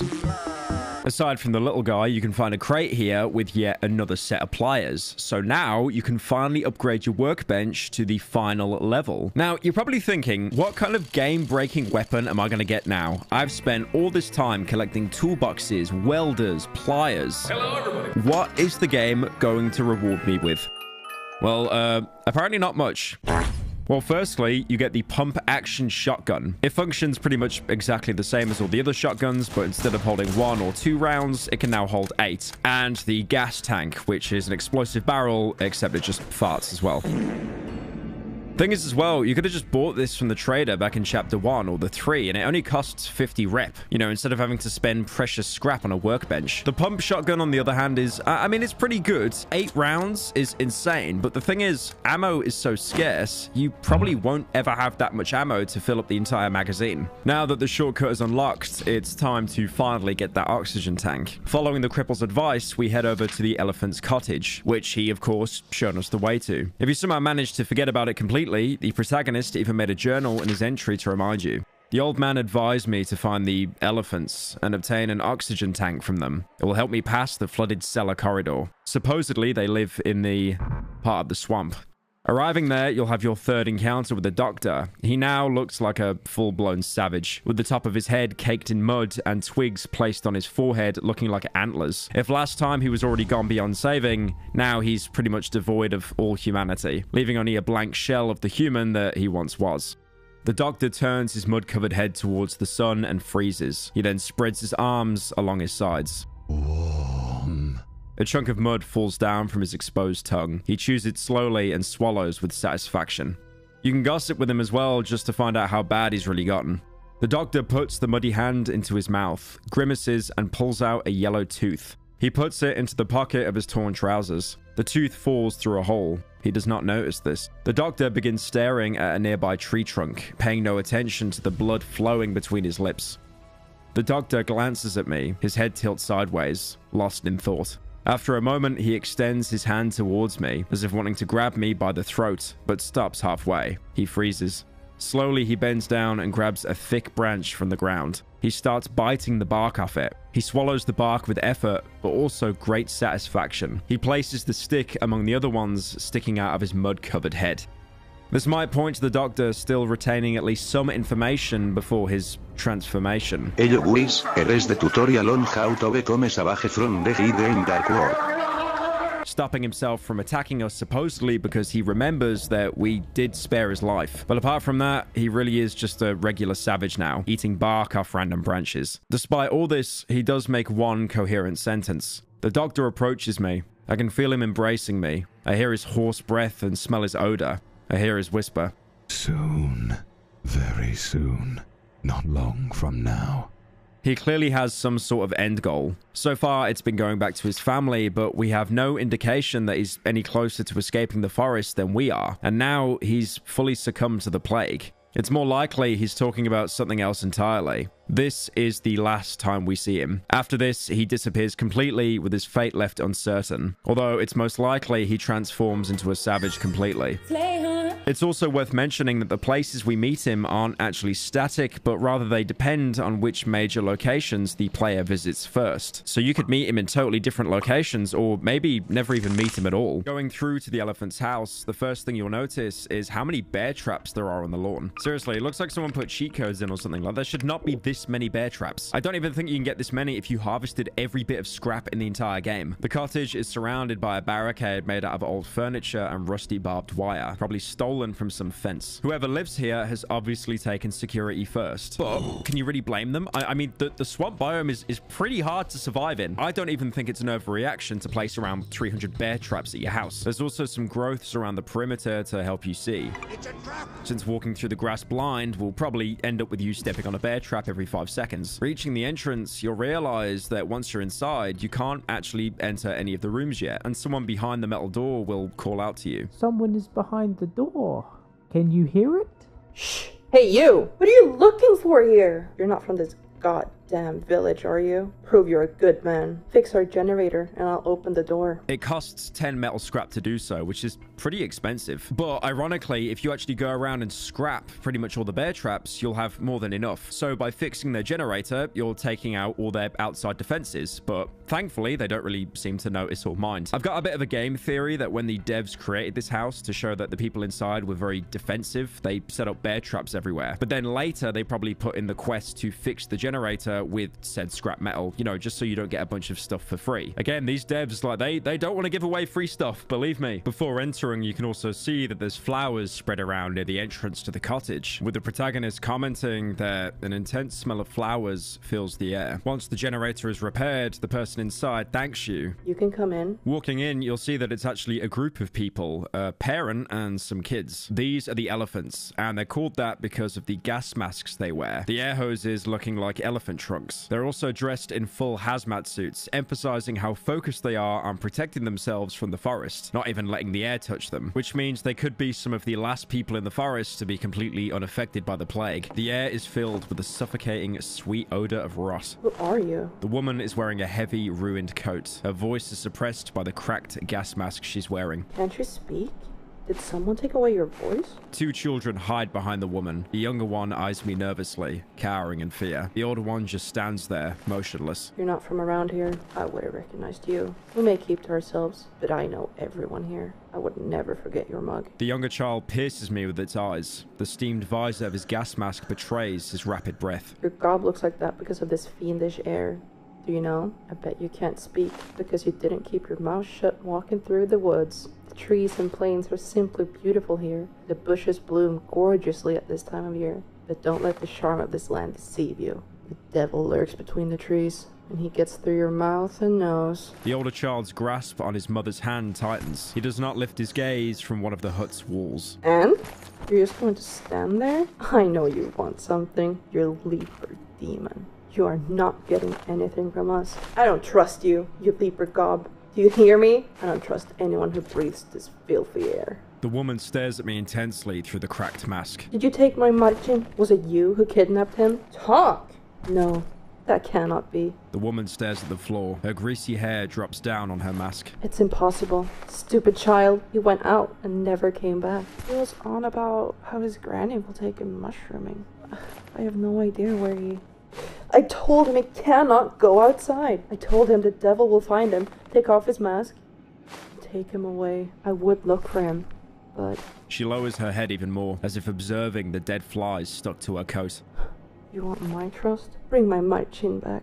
My stupid Machin. Find him and bring him home. There's a key to his room. He was spending a lot of time there recently. Maybe you'll be able to find something there that will lead you to him. Now, with all this talk of the devil, it's pretty obvious that she's someone who's fiercely religious, which is incredibly common in rural parts of Poland. You can even gossip with her about this. Apart from these two here and Marcin, there was one more boy of mine, my precious darling, a blessed child. The woman rests her hands on the oxygen tank of the children standing beside her. His love fills our tanks with clean air. For this, we are forever grateful to him. For the clean air, for the oxygen tanks, for those beautiful masks, and a book in which the devil has revealed his true image, along with his evil plan. My son took it away from the trees with his own hands and brought it here to us. She also mentions one of her kids that isn't in the cottage, who is supposedly providing her with clean air. Now, this could be interpreted in a lot of ways. She could be talking about another compressor, the same one that we have back at the base that needs repairing. But the way she talks in such a heavy religious tone, she could genuinely be talking about like the second coming of Jesus or something. Or on top of that as well, she could slowly be succumbing to the insanity, which usually happens if you've been in the forest too long. So even though these characters are covered in gas masks and they're trying to keep the plague at bay,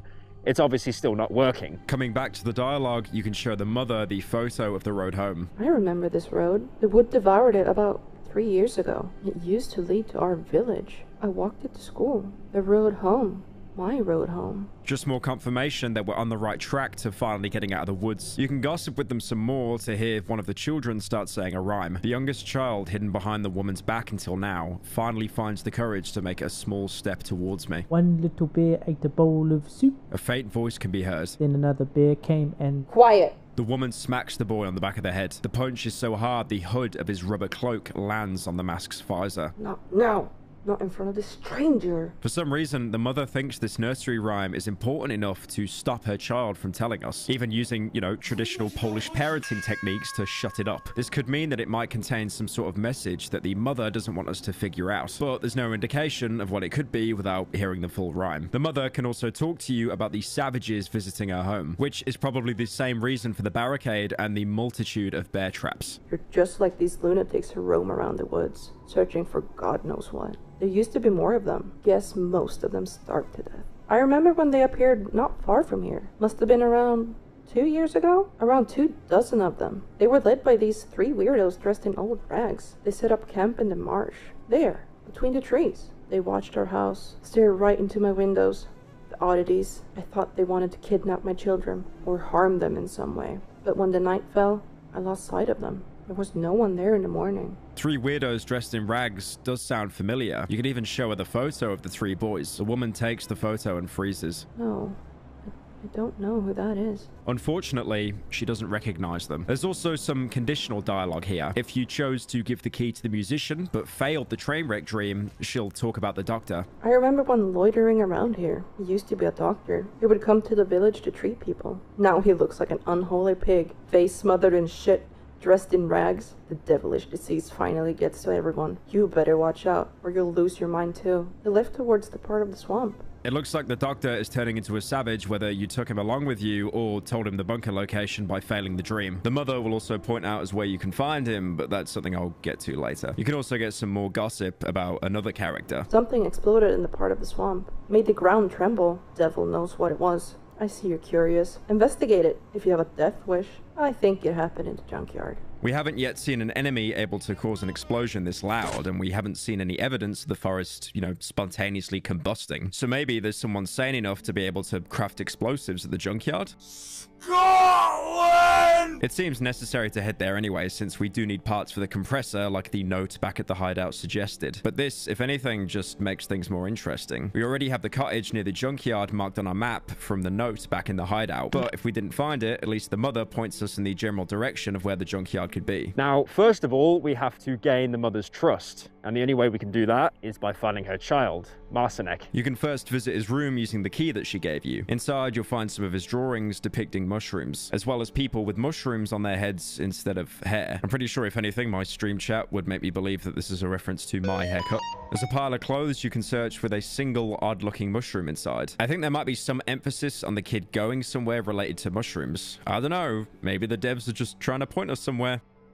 Lastly, there's a doormat in the corner, which the kid apparently used as a bed. Once you fold it, you can find a map underneath, which the protagonist will talk about in his journal. I found a primitive map in the Mast family's cottage. One of the kids must have drawn it. It's very inaccurate, almost scrawled. Looks like the kid wanted to indicate some place using it. I've circled the area where that place should be on my map. It's too primitive to make out exactly where the place is marked. But now you can at least narrow down your search to an area that you can use on your map. The logical step now would be to go searching through the circled area. Though if you explored the swamp a bit more beforehand, you might actually connect the dots to where Marcinek might be. Confirm now, it fits neatly in the circle. The mushroom glade. With all the mentions of mushrooms, this is definitely what the clues have been referring to. This area is filled with poisonous mushrooms. Walking through it safely is incredibly hard, especially as well when you can just have a mushroom man pop up and force you to try and dodge and weave in between what are pretty much landmines. There is something you can do to mitigate this, but it will require finding and visiting a different place entirely. The Great Lake. It's less of a lake and more an area that's been flooded harder than the rest of the swamp, covered with deep water apart from some small patches of dry land and a single bigger island in the center. It even has its own weather system, being showered in a continuous rainstorm which clouds the sun, only lighting up the surroundings with the occasional lightning strike. A light source is pretty much necessary here, otherwise your line of sight is limited to a pathetically small circle. My name is Alan Wake. Although, that being said, using a flashlight might be a bad idea, because the lake is also full of sleeping red chompers covered in black substance. Shining a flashlight on them does wake them up, while using the lantern thankfully doesn't. Once again, I have no idea why, but the lantern is just so good, even late game. The chompers can also be woken up with any noise, including running and gunshots, so both of these are basically off limits here. You can, however, use melee weapons with no issue, so a good strat is to surprisingly approach this like a stealth game, slowly walking up to the chompers, taking the substance off with your lantern and stun locking them with the axe before they can react. Doing this, you can pretty much easily clear the lake, but this place is so huge, it's probably the largest area in the entire game and covered in deep water. Using this method is safe, but it will probably take you multiple days to clear it all out. So you can also try and run straight through, and surprisingly, this strat isn't even half bad, as the chompers, thankfully, are slower than you while in water. And the thing we're looking for here is located on the island in the middle of the lake, so there's no need to actually completely explore the place after. The first thing you see when entering the island is multiple sleeping chompers surrounding some sort of snout. Attacking it will cause it to shrivel up into the ground and end the storm, letting you see and hear normally. Unfortunately, this will also wake up all the chompers next to you, so it's probably better to take care of them beforehand if you don't want to get swarmed. The lake becomes much easier to get around and explore. The main island has a building with some high valuable parts like ammo and the item that we actually came here for, the rubber boots. Now, these boots you get are a lifesaver for going back into the mushroom glade, mostly because you can now step on poisoned mushrooms, open infected corpses, and you won't take any damage. I mean, if you open an exploded infected corpse, you'll take the initial explosion damage, but it is so minute that you'll basically have to do it multiple times before you even need to heal anyway. Walking on mushrooms and opening corpses doesn't even decrease the durability, but stepping on the worms does, so that's something to keep in mind because these can never be repaired. With the boots, exploring the glade becomes trivial as most of the danger comes from the mushroom patches. Like most locations in the swamp, this area is huge, although mostly empty. Most of the glade is just gigantic mushroom growths acting like trees that block your way. Even the protagonist commenting, "An intense sweet smell of mushrooms fills the air." Even the ground is a darker grey, rather than the green grass we've been walking on throughout the swamp. There's actually so many mushroom spores in the air that you might even experience hallucinations while walking around, seeing figures of villagers passing by just to disappear. There's not much to see in the glade. There's a puzzle building you can solve for some pretty good loot, as well as a group of grey figures, frozen in place, which you can examine. Doing so gives you rough scraps of conversation, not even properly synchronized between the figures. It doesn't even seem like they're talking to you, it's more like they're puppets, each repeating their part of the conversation, even talking to each other. The first group talks about some people breaking in and locking themselves in a basement. What is happening? They locked themselves in a basement to get food? Yes, because it is all common good. This is probably referring to what happened in the swamp village, where the thief led a group of people to rob the village's food stores, thinking he had children and were written off to starve. These figures seem to somehow be related to the villagers, but clearly they aren't actually human. More like crude imprints of people that died out long ago. They're just echoes now. The second group doesn't even mention the incident. Instead, they talk about the outsiders. Although this conversation is so disorganized, it's hard to even properly align their dialogue. In the night, I saw them. With guns? You didn't see shit. No one from the village goes there. They were not from the village. Where were they from? Since the relocation, no one from the outside was here. That is what I said. This further shows that this military group had a presence in the region at some point, sending expeditions here, but unfortunately this dialogue doesn't point to where it might be. The main thing to find here will usually be in the middle of the glade. There's a shrine here, looking like one from the swamp village, although not chomped up by savages this time, but rather overgrown with mushrooms. Behind you, you can find a house with a destroyed doormat next to the front door. You probably don't want to enter through the door though, as the floor beyond is booby-trapped with enough poisonous mushrooms to overdose the entire savage population of the forest instantly. Even if you have the boots, the explosive damage alone can force you to waste a pill or bandage. Besides, there's a large window in one of the side walls that you can actually use without having your lower body blown off. This house is overgrown, much like the rest of the glade. Everything inside the cottage is covered with mushrooms. The floor, even though it looks like it's made of wood, bends under my feet. A white, colorless goo seeps from the ceiling and walls. There's another mention of that white substance again, but the kid we're looking for is nowhere to be seen. In the last room, there's a shelf with some random loot, as well as a key. There's also a container, but it's code locked, so we can't open it for now. But in the corner, next to a metal door, we can find the mushroom granny, seemingly the only inhabitant of the house. The elephant mother mentioned Marcinek going to his granny, so she might know where he is. An old woman sits in a weathered rocking chair. Her sleep is deep and peaceful. A handful of ripe mushrooms grows out from beneath her thick hair. Just like the house we find her in, she's covered in mushrooms. When we find her, she's asleep, meaning we can pick some of the mushrooms from her head, which I'm sure, she wouldn't mind sharing. The floor of the hut is soft as a sponge. My footsteps are almost noiseless. The woman's sleep is too deep for her to hear anything. I reach out for the most prominent mushroom and delicately pull its stem. It easily detaches from the old lady's pale head. You can go even further and take another one. The urge is strong.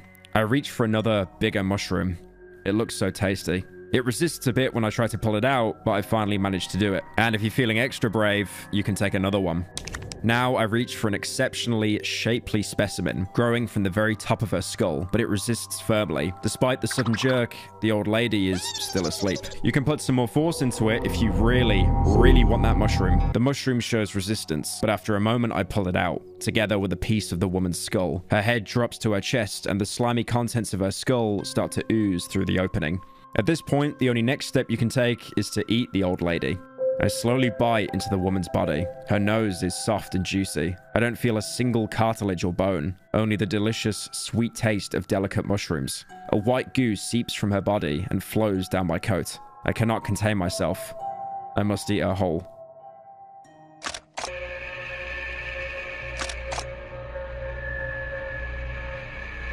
So, yes, if you're wondering, you can just eat the entire person whole that you just met.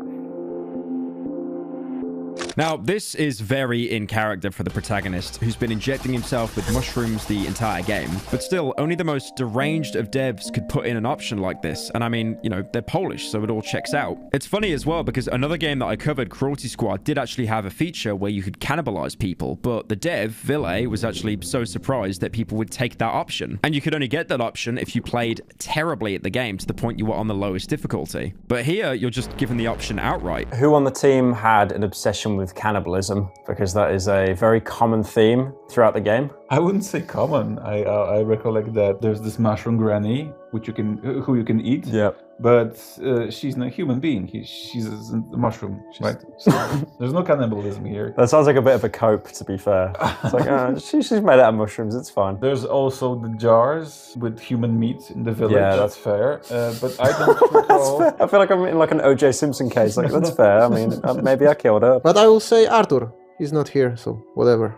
He's the one upset with cannibalism. Yes. Also, if you're wondering, you can stop trying to vore her at any point and go back to a more humane approach by, just waking her up instead. The old lady slowly opens her eyes. For a moment, she stares into space with an absent gaze. Finally, she becomes aware of my presence. Wait, you're not. Her empty eyes now take on a more questioning expression. I didn't expect any guests. She throws a nervous look at the door on her right, then gazes around the mushroom-infested house. She relaxes a bit. I suppose you won't tell me what you want, and you want something, since you're standing here in front of me, right?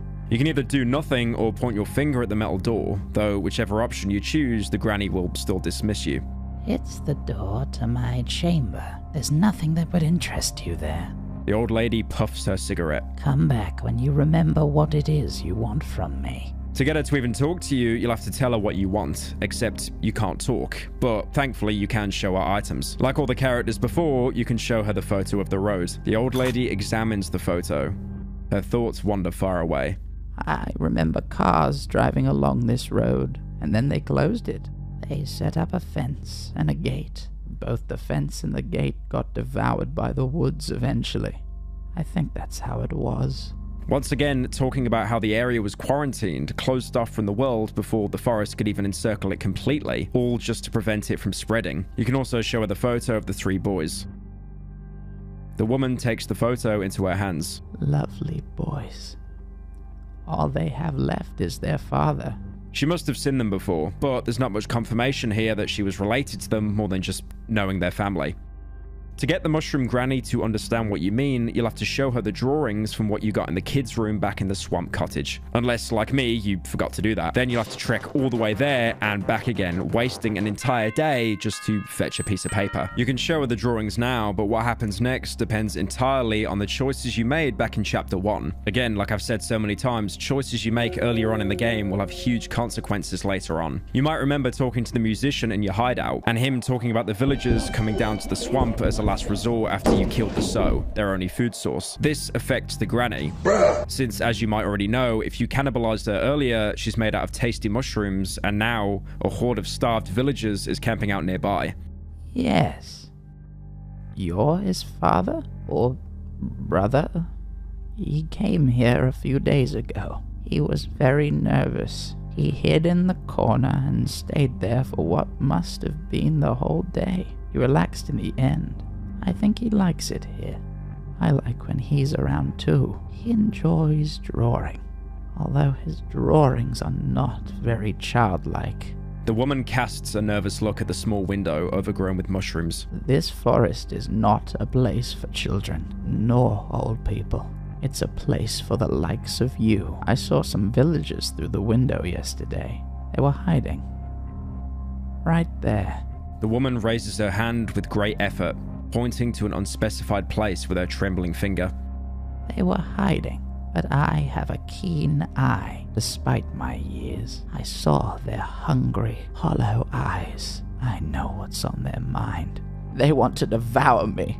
Me and my house. At first I thought you were one of them, but you seem like you can control your, appetite. Get rid of these hungry madmen. The old woman lowers her voice to a silent murmur. Do a good deed, son, and get rid of them. I don't know where they live, but you're young and strong. You will manage. I'm sure you'll find some clues near my house. Make them go away, and the child will be safe. I will let him return home. So now we've got confirmation that Marcinek is in fact here. The only problem now is we need to deal with all the hungry villagers. Going outside the house, you can go around looking for the clues that she mentioned. There's a lot of footprints around, but those alone won't be enough to track them all the way back to their camp, as unfortunately they usually end up with dead ends in these swamps' deep water instead. But by following the footsteps, you can find some items that can point you in their direction. There's a pack of cigarettes inside a bag, and you can even find a corpse of one of the villagers. Your character even comments that he looks very skinny, showing how starved they must be. You can find a bloodstained rock on the corpse, no doubt the murder weapon. You can show both of these items to the granny. Yes, it's a stone. You can probably find some good ones here. because of the quarry nearby, but the woods have surely devoured it by now. It was in the part of the swamp. And why are you showing me this? A torn, empty pack of cigarettes? Bring me a fresh one next time. The woman examines the drawing on the packaging. Is it our quarry? Ah, yes. It's the one located in the part of the swamp. Both items will point you towards the quarry, which was also mentioned by the musician when you talked to him about the village. This is where the villagers have set up camp, and if you want to complete the granny's quest, you'll have to find and take care of the rest of the villagers. As you can expect, the quarry is built into a rock wall. There's less trees here. Instead, your way will most often be blocked by stone walls and columns. There's some campfires, wood piles, and sacks of rocks on the way into the main area. This is a great way to get small rocks because even though they're basically worthless, you might need them for upgrades to your shovel or axe, and surprisingly, small stones are very rare in Chapter 2. Approaching the area will have the villagers immediately telling you to get out. We don't want you here. Fuck off. You hear me? The way forward is full of traps. The villagers probably knew you were in the area and tried securing themselves. There's also a gutted pig right at the entrance, reminiscent of the gutted pig on the road to the Silent Forest village, all the way back in Chapter 1. Moving between the rocks, you can also listen in on some of the villagers' conversations. Divine retribution, I'm telling you. Come on, Shozik. Just as we manage to break through, our way back gets blocked. We're gonna starve here. Shut your trap already. Stozik told me that they found something in the woods. Said it would keep everyone fed. If only our sow was still alive. That fucker will pay. I'm telling ya. Approaching them, they'll instantly attack you. But to be fair, you are here to kill them, and you are the only reason they're even here because you killed their main food source. So it's not really an unreasonable reaction. One more thing you might find while exploring the area is that the villagers still have potatoes. My life, it's potato. Meaning they do have at least some kind of rationing system going on. Probably the only reason that they managed to survive so long and make it here. But living off potatoes alone is impossible, so it's really not surprising the villagers have turned to cannibalism. Before heading into the main area, you can take a small detour to see the deforested path the villagers have carved out to get here. And just like the musician said before, there's now a gigantic hole separating the swamp from the Silent Forest, making it impossible to pass and for you to go back. There's also an unfortunate villager still trapped on the other side, shouting at you. Who are you? What are you doing here? He's trying to alert the others to your presence, but no one's there to hear him. Hey, he's here! If you want, you can put him out of his misery. Help! I mean, he's doomed to die on that small patch of land anyway, as the forest has already grown way back.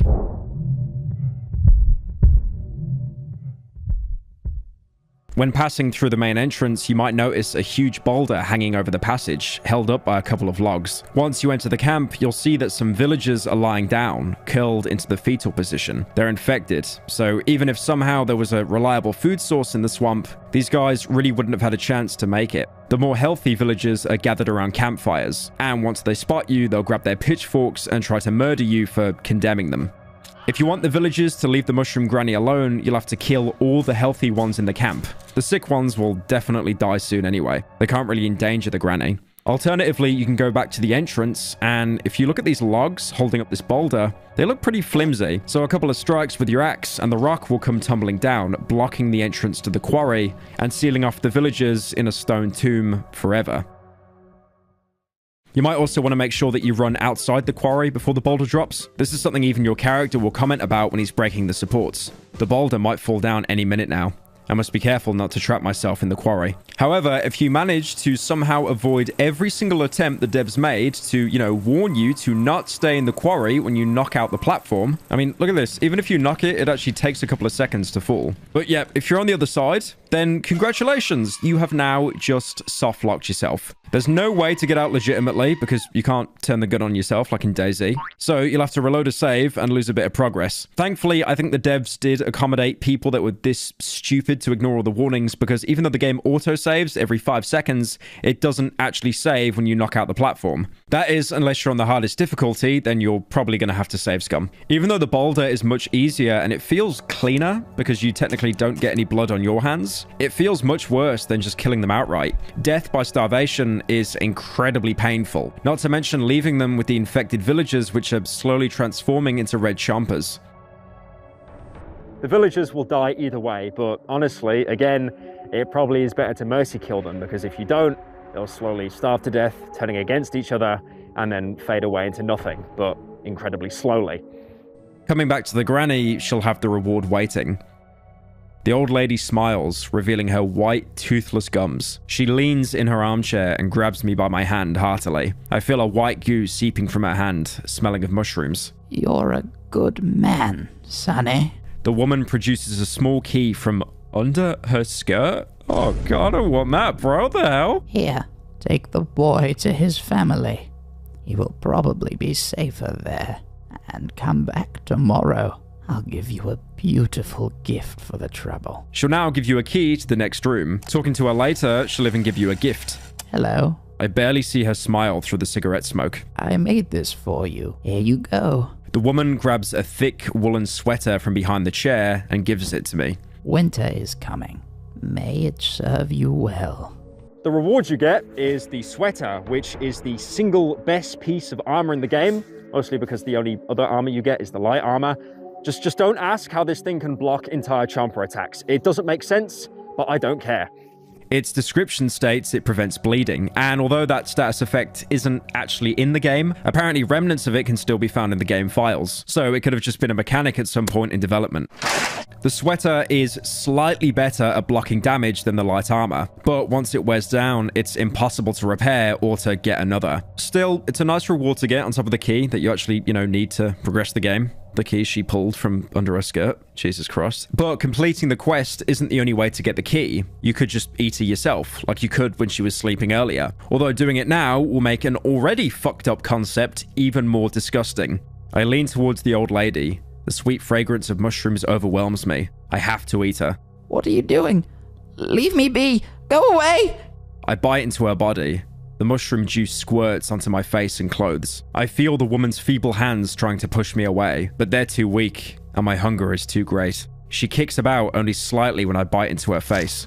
I swallow one chunk of her sweet body after another, unable to stop myself from devouring her whole. In fact, the protagonist's craving to eat her is actually so strong, the option to do it shows up basically every time you make a choice in her conversation. You've been changed by the forest so much that you can barely stop yourself from cannibalizing someone just to sate your hunger for essence. Either eating the granny or just shoveling her to death, you'll be able to loot her corpse, and for the key that lets you progress like you normally would. Surprisingly, there is actually another option. If you wait a few days, you can just tell her that you took care of the villagers, even if you didn't. This, by the way, makes you an irredeemable liar and permanently sets you on the high chaos path. She'll still give you the key, like if you did her quest, but lying didn't solve the villager problem. So when you come back the next day, you'll find her and even parts of her house eaten by the hunger-crazed villagers, also making it impossible to get your hands on the sweater, which was, to be fair, kind of mid anyway. So all that entire quest, all the outcomes, just to get a single key. Or, to be fair, you could have just exterminated the entire Silent Forest village along with the sow. Since, in that case, no one would then be able to show up in the quarry and threaten the granny. This skips the quest completely and has her just give you the key outright, although, unfortunately, no sweater. The old lady takes the drawing, squinting her eyes. A wide, toothless smile appears on her face. That's why you came here? The woman looks at the leaky ceiling of the mushroom-infested house, then squints her eyes. I thought you're like this wolf. The end of her cigarette lights up and a puff of blue smoke comes out of her nose. From that children's tale. The one who wanted to eat the granny. She opens her eyes and glances at the locked chamber room. A few days ago, a child appeared here. A boy. He thinks I'm his granny. The old lady stops for a second, trying to remember something. Grandma? He was very nervous. Kept repeating a rhyme over and over again. He hid in the corner and sat there for what must have been the whole day. I think he relaxed in the end. He seems to like it here. He draws. I think he likes to draw, but his drawings are not very childlike. The old lady smiles again. I really like having him around. His parents are still alive, right? Are you his father? Brother? He's in the other room. Here's the key. I will let him go if he wishes to go with you. I do like the fake out when she mentions the wolf, like she's about to tell us more about the wolf man. The devs even made it so the next bit of dialogue actually takes a second to appear to, you know, keep you in suspense. It's basically taking advantage of the player looking for a connection to everything, and I love that. Whichever path you took, you'll now be able to meet the boy, Marcinek. Now, you could have a nice conversation with him and bring him back to his mother, or you could do what I did and shoot him in the head immediately. I didn't know you could kill the kid. I didn't know. Apart from the voices in my head telling me that he was some kind of spy, I genuinely had no idea that shooting a child in the head would actually kill them. Mostly because I've only played Bethesda games where the kids are completely immune to any kind of damage. Needless to say, if you do this, you are completely and utterly fucked. There is another oxygen tank you can get apart from completing the main quest and, you know, taking the kid to the elephant family, which is what you're meant to do. But that also requires talking to Marcinek, which is kind of hard to do when his skull has an additional hole inside it. The only way to progress now is just to kill the rest of the elephants, which turns out you could have just done from the beginning and skipped their entire quest line. That's one thing I love about this game. No matter what choice you take, there's still always another way to complete a quest. That is, unless you lock yourself in the quarry. Idiot. For now, let's just assume you didn't exercise your Second Amendment right the second you spotted the kid. When you come in, you can first find some of his drawings on the floor depicting the elephants and some sort of monster looking into the house. Possibly a manifestation of the things his mother had warned him so much about. Approaching him though, he's not very talkative. The boy is standing under a wall overgrown with enormous mushrooms. He's visibly scared. His lush mop of hair veils a restless, wide-open pair of eyes. The kid is whispering, as if reciting something under his breath. The boy cowers and presses his back against the soft wall, which starts to ooze a white goo. You can kneel and extend your arm towards the boy. The boy is terrified. Slowly, he slumps down from the wall to the ground, curling into a ball. The murmur turns into a loud recitation. One little bear ate a bowl of soup. Then another bear came and there were two. 4 little bears made a sudden pow. Along came the fifth and took a little bow. Now you can put him on your back and carry him to the elephants. When I take the boy into my arms, he starts screaming, reciting the rhyme over and over. One little bear ate a bowl of soup. Then another bear came and there were two. 4 little bears made a sudden pow. Along came the fifth and I took a little bow. This is going to be a long journey. Important thing to mention here, if you killed the mushroom granny to get the key instead of completing the quest, you'll get a bit more dialogue as you leave. As we pass the remains of the old lady, the boy stops reciting. I feel his hands tightly clutching my coat. Granny? As I cross the cottage's threshold, I can hear him sobbing quietly. You brought back my child. The woman leans towards the boy. Marcin, where have you been? The boy stares at the ground in silence. Come here. Marcinek walks towards the woman, nervously plucking at his old, torn sweater. Look at you. Where's your mask? And the gas tank from your gracious brother? His love protects us. It fills our lungs with clean air. And this is how you thank him, young man? Your childish behavior has made him very, very angry. Now we all have to apologize to him for your stupidity. The two kids standing behind the mother flinch. The woman grabs the boy's hand and disappears in the hallway. After a while, she comes back with an oxygen tank. Take it. It's a tank for you. It will protect you from this devilish air, the devil's breath, and other evils lurking in this foul place. It's the only thing I have, and the only thing I can give you. The tank is a little rusty, but it seems intact. On the side, I can see some unintelligible scribblings. The valve opens with little resistance, but I don't hear a hiss of air. It's empty. Do not open the valve without need. You will only waste the clean air. She pushes my hand away from the valve and closes it hastily. May it serve you well. You finally get the oxygen tank you need. Funnily enough, even though the mother claims the tank is full, telling you not to waste any clean air inside, the tank is actually completely empty. Your character even comments on it mid-conversation. This could mean that the elephants are actually breathing in the same air as everyone else, meaning they're just as infected as everyone in the swamp, despite the gas masks and protective gear. Once you bring the kid back, he'll be locked in his room for the rest of the game, probably as punishment for disobeying his mother. I mean, it doesn't matter for us though, we've still got the oxygen tank, and with that, we're one step closer to escaping the forest. The other oxygen tank I mentioned earlier can be obtained by solving a riddle for a code. The riddle in question being the rhyme that Marcinek constantly repeats, with the protagonist even making a note in his journal about it in case you forgot it. The boy kept reciting this rhyme. One little bear ate a bowl of soup. Then another bear came and there were two. 4 little bears made a sudden pow. Along came the fifth and took a little bow. You might remember this back from the elephant's dialogue, as the mother kept one of her children from repeating this rhyme to us. The fact that she reacted so strongly to a stranger possibly hearing is clue enough that it might be important. And now we finally have the entire phrase. If you look at the completed rhyme, you'll notice it actually has a sequence of 4 numbers, corresponding to how many bears there are. 1, 2, 4, 5. This clearly makes a code, but where's it used? While looking around the area, you might spot a trail of flowers coming out of the cottage. The same flowers you could see spilling out next to the entrance. Following them will lead you to a small shed. Approaching it, you can find a rusted barrow. There are some blurred traces inside the barrow. Looks like recently dried blood.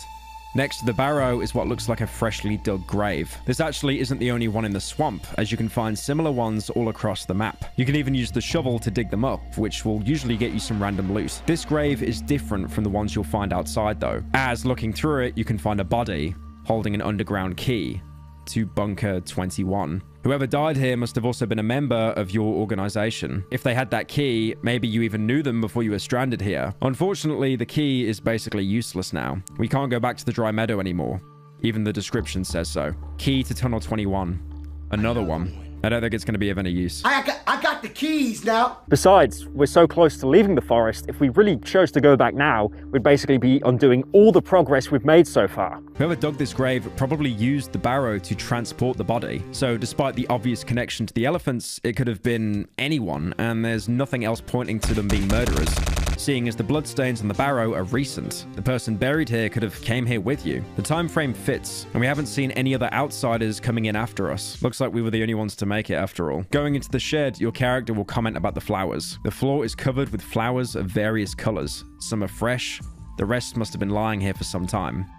They're clearly important to the elephants, but there's not a lot of indication as to why. One thing the usage of flowers and gas masks reminded me of was the plague doctor masks in real life, which were worn during the Black Plague epidemic. Its beak-like design was actually made to hold herbs like lavender and flowers to be put in to filter out the bad air, known as miasma. The belief at the time was that diseases, including the plague, were caused by breathing in miasma emanating from the bodies of the infected. The herbs were supposed to counter the bad air, and while the filter didn't actually do anything to stop the spread of the plague, the suit itself did provide pretty decent protection from the easiest forms of transmission, coughed up bodily fluids and infected fleas. The elephants are pretty clearly inspired by the plague doctor aesthetic, with the huge gas masks that earned them the nickname and their obsession with bad air, causing infection, and now even the flowers used in stuffing and the plague masks being everywhere. There's a shelf here, but nothing of note inside, just random loot. The more interesting bits are actually inside the next room, locked behind a metal door that you need the code for. Using the code from Marcinek's rhyme will actually unlock the door and let you enter, but the first thing the protagonist notices is an awful smell. The air is dreadfully rancid and stuffy. The heavy, sweet smell of the flowers mixes with the stench of rot.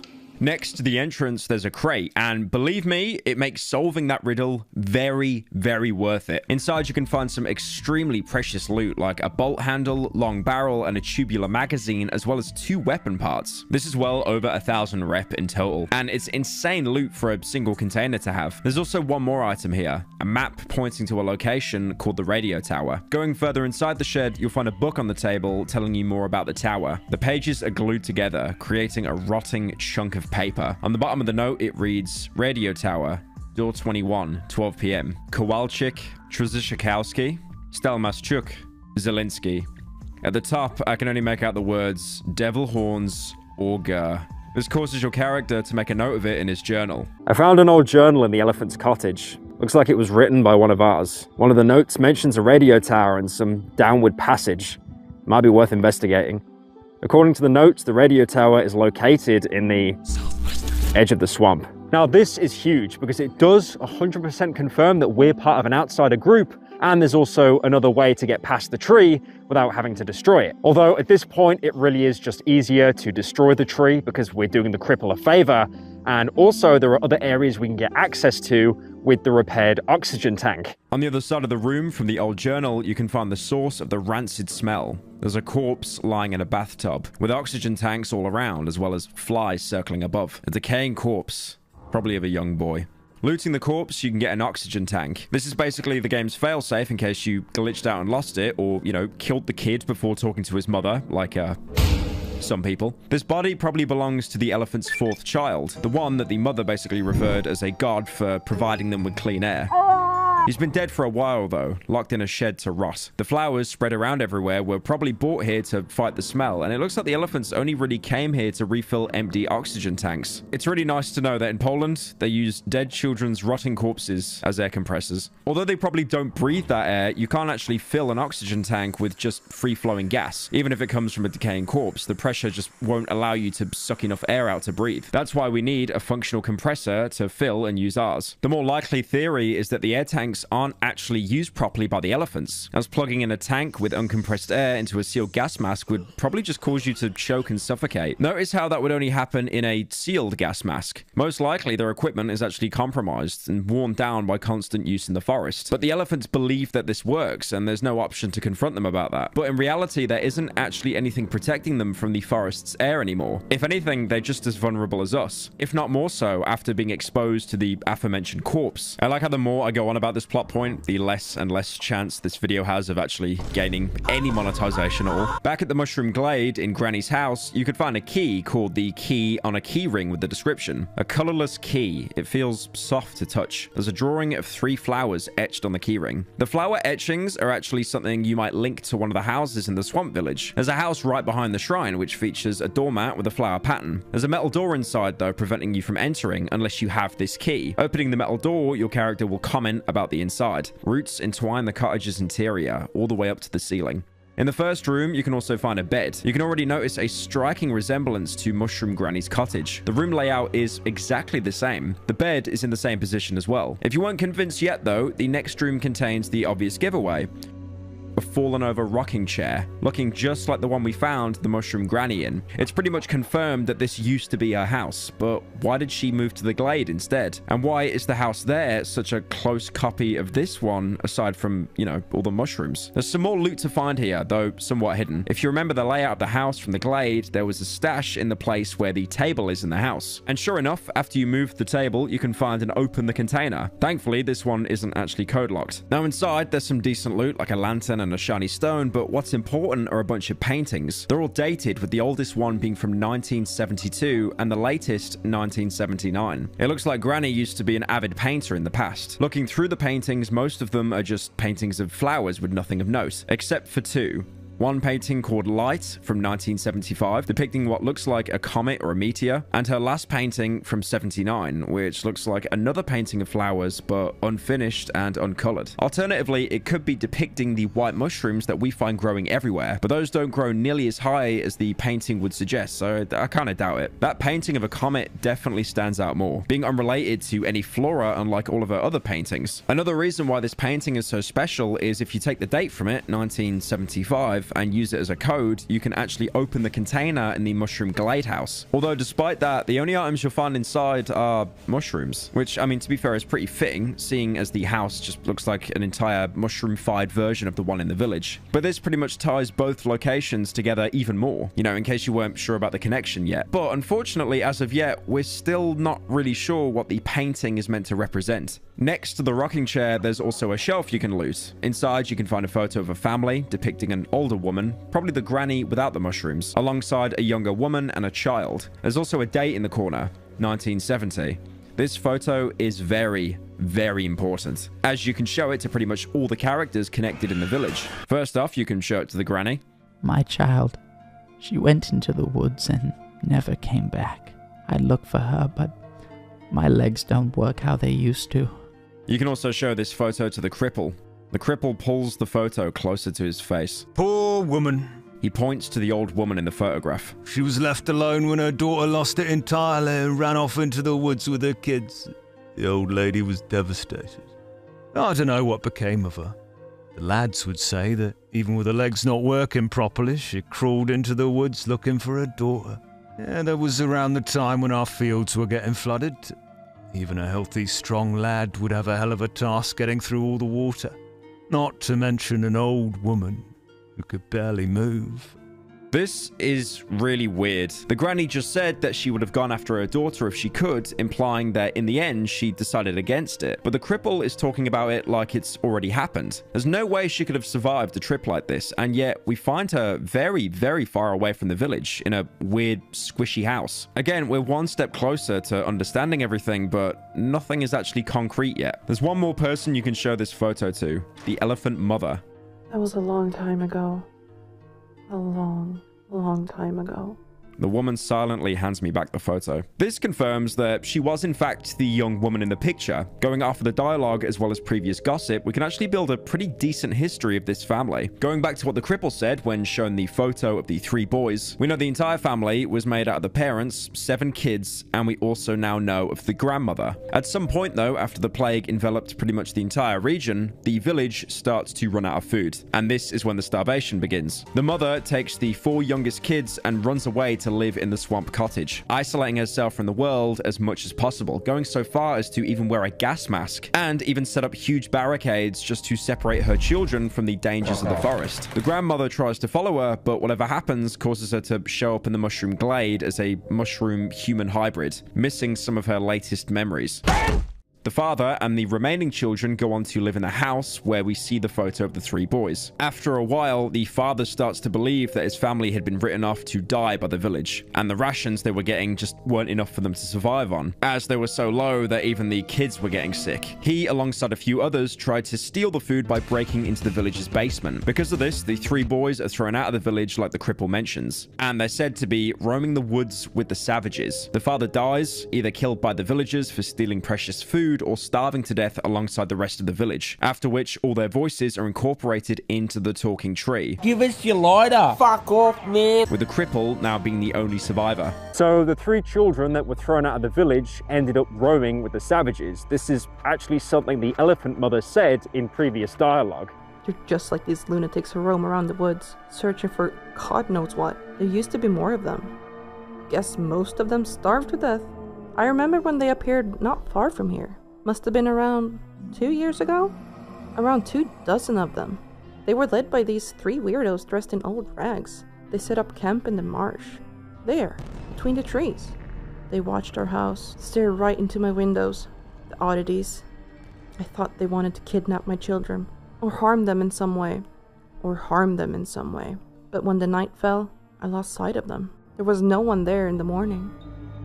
The 3 weirdos dressed in rags are most definitely her lost kids, who tried to visit their mother. She doesn't recognize them here or in the photo of the 3 boys, but this is probably either her repressing her memory or slowly going insane by being exposed to the forest. We've seen evidence of her madness in the religious beliefs, in the gas masks, and the air provided by a dead child, and although we have no way to actually tell exactly when it started, even her initial departure from the village could have been caused by her slowly going insane or just desperate. Now, it's pretty obvious what I'm going to say here.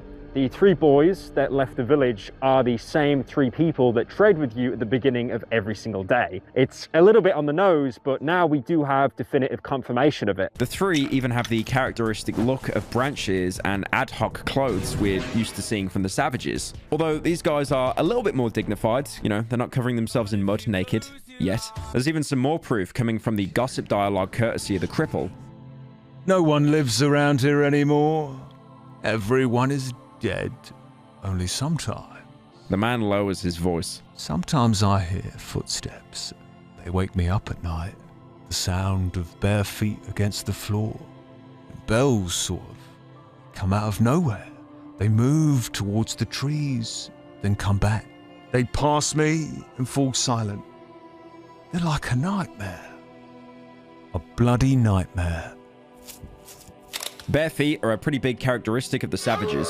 Meanwhile, the bell sounds are most likely referring to the bell that one of the 3 carries around their neck. Whenever they're nearby, you can actually hear this bell as part of the ambience. There's the question of why they could be visiting the village, but I think I've got a pretty reasonable explanation for it. Remember how I said that the thief, their father, is part of the chorus of the talking tree? I'm a thief, I'm not a grave robber. Even the cripple outright says it. I can still hear the cries of that thief. All the bloody time. Well, I think it's not too much of a stretch to say that the three came here to see him. Even in this form, it at least still reminds them of the father who tried so hard to keep them alive. Again, the game is dropping so many hints about the true intentions of the forest and what happened to the people here, but we still don't quite yet have a complete picture. But I do like how if you take the time, the game actually really does flesh out all the characters you come across. So now we have the oxygen canisters. Unfortunately, we can't just, open them up and leave them to be filled with oxygen. It needs to be compressed air. So although we have one piece of the puzzle, we still need to fix the air compressor. So all we can do now is go back to the hideout, tuck ourselves in, survive another night, and then go out exploring. Or at least some of you can, because Darkwood isn't yet done punishing you for pretty much every single choice you've made. After a few days in the swamp, even if you haven't been progressing the main quest, coming back to your hideout, you can find a note inside your workbench. But even worse, half of your inventory will now be missing. Where's half my shit gone? You've just been robbed. It's funny how many times throughout the game we've broken into abandoned houses, or sometimes houses with people even inside, and just robbed them blind. But now we've been robbed by none other than the Wolfman. You've tricked me, meat. You've ignored my request, and this action has its price. If you want to recover your things, come to the old sawmill. It can be found in the edge of the swamp. Don't think you can do whatever the fuck you like. It's my fucking forest.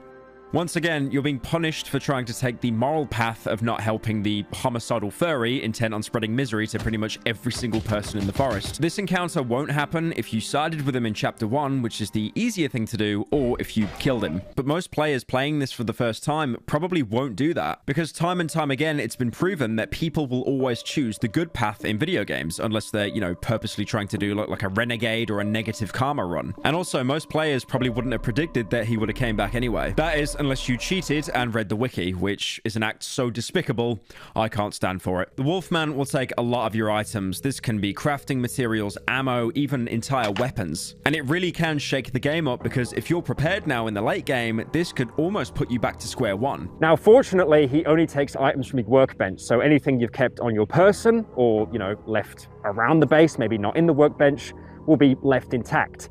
But if you do want to get anything back you've left in the workbench, you're going to have to go to the sawmill, which he has graciously left you an invitation for. The sawmill itself is a huge structure, but it only has one entrance, right next to the train tracks, where carts would bring in wood into the sawmill. There's a couple of log piles here in case you still need boards or nails, but walking inside the sawmill, you can see the old machinery now covered in pulsating roots. In the corner is a metal door leading further inside. In playthroughs where the Wolfman doesn't show up for you in the swamp, there's pretty much nothing here to see. If you get his invitation though, the door is open and you can go inside. The next room looks like a connector between the entrance and the next hall. And there's a corpse here you can examine. A human corpse. Looks stuffed. Someone has hung a wooden board from its neck. It reads, assistant. The corpse has no items on it, but it has a huge inventory, which will be pretty important soon. Going through the hall, the lights will flicker on as you enter. The ambience here has a heavy breathing in the background. Possibly even the wheezing of the Wolfman hidden somewhere inside. There's also a couple of speakers hooked up to both sides of the room, through one of which a voice starts talking to you. Meat! Your lack of respect is appalling. Ignoring my request has a price. Know my generosity, you stray. I will let you take back everything you've taken without permission. All you need to do is give me some quality entertainment. Before that happens, however, you'll need to hand all your belongings to my assistant. I don't want you to spoil the fun with your cheap tricks. You'll now have to go back to the body in the previous room and leave all of your weapons and gear. Fun fact though, there actually used to be a glitch that would let you bypass this by dropping your items on the floor in the main room. So if you left one completely pointless item on the corpse and then pick everything back up in the main room, you'd actually be able to go through with this sequence, making this fight pathetically easy. Unfortunately though, while I was recording, this glitch has actually been patched, meaning you'll be forced to actually get good at the game instead. Once you come back into the room after dropping off all your items, the Wolfman will talk to you some more. Excellent! Now, pick up the gift I left for you. The gift being a table leg, which was the same weapon we used in the prologue, a knife, and 2 whole healing pills. The deal is as follows. You will now provide me with some quality entertainment by fighting my brothers. And in turn, I will entertain you by playing on this violin I found recently. Let's begin. The speakers start relaying Wolfman's attempts at playing the violin, and the first enemies start spawning in. 2 huge dogs. Enemies that, to be fair, we've definitely got used to fighting by now. Even facing them with such little equipment really isn't too bad. The main compromise you'll have to make is getting closer to enemies because the table leg's reach is much shorter than the shovel or fire axe we've been using by now. I assume the Wolfman would have thrown more aggressive wildlife at you, like chompers or human spiders, but he probably can't tame them like he does the dogs. After killing the dogs, the real fight begins. The Wolfman barges into the room, screaming, "Ignore me, meat. Time to die." He immediately begins firing at you. This is the only time in the entire game that a firearm is actually used against you, and you do not want to stand in that bullet spray. Fortunately, the Wolfman has no concept of ammo conservation, so if you step behind one of the pillars, he'll keep trying to wallbang you like it's a match in CSGO. Once he runs out of his magazine, he'll drop his gun and instead attack you by lunging at you with his claws. His greatest tool against you is the pure fear factor of having this gigantic creature leaping at you while you're still trying to charge up and attack. The Wolfman works like a giant dog, but has a much shorter delay between attacks. On top of that as well, the lights will constantly flicker, so you can't really see him winding up a lunge. He can also follow up with a double punch, which can be deadly as it can pretty much stun lock you from attacking for a good while. Despite all of this, the Wolfman still can't compare to the strength of a Polish table leg. This fight overall is actually pretty fair, but because of the frantic atmosphere this game creates, it's very easy to panic and get greedy with hits. Who's a good boy? Who's a good boy? I think that's one of the scariest things about this fight, because if you fuck up, if you die, that's it. Like there's no save scumming, there's no way to go back. Instead, you'll die, and if you come back to the sawmill, you'll find a note from the Wolfman basically telling you that he's just gonna keep all the items that he stole from you. Fuckable meat. But don't worry, he at least left you with a gift. There's a key attached to the note, which you can use to open a side room. Inside, there's a gramophone on the ground, as well as a violin, both items that used to belong to the musician. To be fair, to even get the Wolfman to follow you here, he most likely followed the musician's path. And in that case, he's probably dead anyway. So at least the Wolfman didn't kill him, probably just robbed his corpse. Now, the gift I mentioned, the protagonist will be reluctant to open it, but once you do, it's piece of shit. Wolfman basically shat in a box and gave it to you. But if you're good at video games, you might actually knock the Wolfman down. He'll be unable to move now, as you can even take his assault rifle, but he's still alive, so you'll have to finish him off. But even when he's about to die, he'll still keep up that tough guy facade. You hit like a woman. After which, he promptly dies. You can loot his corpse to get the sawmill key, as well as the wedding ring. Although, this one isn't real. It's a colorless imitation. Now, if you can remember all the way back in Chapter 1, that's where you can find the real rings. One in the hunter's cabin and one in the pretty lady's room. So there is a lore theory that the Wolfman and the pretty lady were actually related, hence the reason why he wants to eat her. You can now enter the back room of the sawmill. This is where the Wolfman has been living, as evidenced by a campfire stove and bloodied elk carcass. The musician's violin and gramophone are also present here. You can find all your stolen items in a crate in the corner of the room. Just make sure that you have enough space to take them all and the weapons you left before the fight. Apart from that, there's nothing more for you in the sawmill, so you can head back to your hideout. One good thing about being robbed by the Wolfman is if you manage to win the sawmill fight, you can actually get his assault rifle, a gun that you pretty much couldn't obtain legitimately until now. You might at first find it a little bit underwhelming. It's locked in a 3-round burst, with every burst summing up to about half the damage of a shotgun shot. The medium caliber magazines hold around 20 bullets, so just under 7 full bursts. It fires $200 custom tool cartridges. The magazines themselves are much more rare, as you actually can't buy these from any traders in the game. So trying to laser high health enemies with it pretty much comes down to you wasting an incredibly precious resource. Where the gun excels at though is crowd control. It's especially good against banshees, as each bullet in the burst can take out a different banshee baby, making it very ammo efficient. For me though, it'll never replace the shotgun. No, fuck off. But it's still a really good gun to keep in mind if you've got some spare medium mags. I've even seen people say it functions as a direct upgrade to the pistol, fulfilling the same role the pistol does, just with higher damage and more rate of fire. Now, after killing the Wolfman, you can take all of your items back, but we're still left with the original objective, to get the compressor. Thankfully, from the note we found, we know that there's a clue lying for us in the junkyard. You'll even have the cottage near the junkyard marked on your map. Both of these locations are right next to each other, so you just need to explore around the cottage and find the junkyard.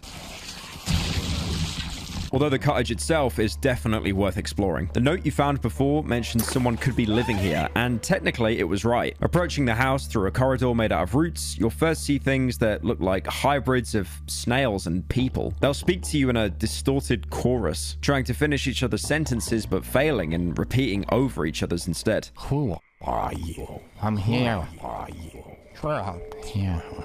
Got me loose, please. The fentanyl got me moving like a claymation figure. When you get to the cottage itself, you'll see a gigantic snail resting on top of its roof. As you approach, it'll retract into its shell. There's also an organic cord leading from the building that you can examine. Some kind of organic cords. They're slowly pulsating. They are surprisingly hard and durable.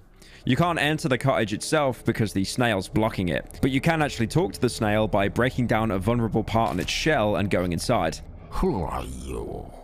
The snail's speech is extremely slow and slurry. He moves his jaw with great effort. It looks like it's about to fall off. His eyes sag from their sockets. They dangle from side to side, trying to keep me in their sight. Why are you disturbing my forest rest? His right eye raises with great effort and wobbles. Your face! What happened to you? The snail's jaw falls so low, it almost detaches itself from the rest of the body. You scared me. You barely resemble a human. You should call me yourself. Suddenly, I feel a subtle shiver beneath my feet. The snail's body livens up. Quiet. Hear that? Do you hear that voice? The snail tucks his head inside his shell. She calls to me. Can you hear it?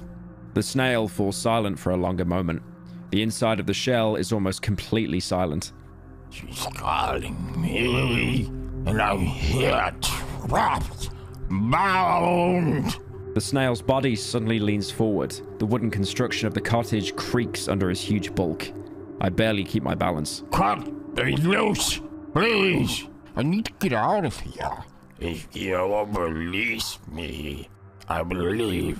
Come back tomorrow and I won't be here anymore. You can live in my home. You like it. You just need to cut me loose. The snail falls silent. His enormous head slowly drops to the shell. Giant gleaming drops of mucus appear on his slimy skin. You need to understand my predicament. I'm unable to do anything by myself. My legs are numb from lying here, but I can't feel my arms at all. I'll admit it. Lying in the sun gives me the strangest pleasure, but it's time for me to go. I have to. Like the other creatures outside the cottage, the snail is more of a human-snail hybrid, similar to how the mushroom granny looked like a hybrid of a person and mushrooms. His entire body looks like a snail, but he can talk normally thanks to a human skull and jaw embedded in its face. It makes a man hideous. For some reason, he still complains about the protagonist being barely human, despite itself having almost no human features. He even repeats this in some of his gossip dialogue. You're so ugly, I feel like puking. You barely resemble a human being. If anything, this reminded me of Soma. You'd find various robots throughout the game who were convinced that they were human, and you were the weird one. Now, this huge snail is probably what the other snails were referring to when they said to cut him loose. Much like the doctor, the snail can also hear distant calling, probably again from the forest. In fact, if you think about it, there is a voice calling to you as well. In the Swamp Hideout night event, even the radio keeps telling you to come back to us. Even all the way back in Chapter 1, when interacting with the bunker door, you could hear a voice saying, "Come to me." These could just be hallucinations, but then why does everyone hear the same things? The snail expands on this more when you show him the photo of the road home. Everyone is going well.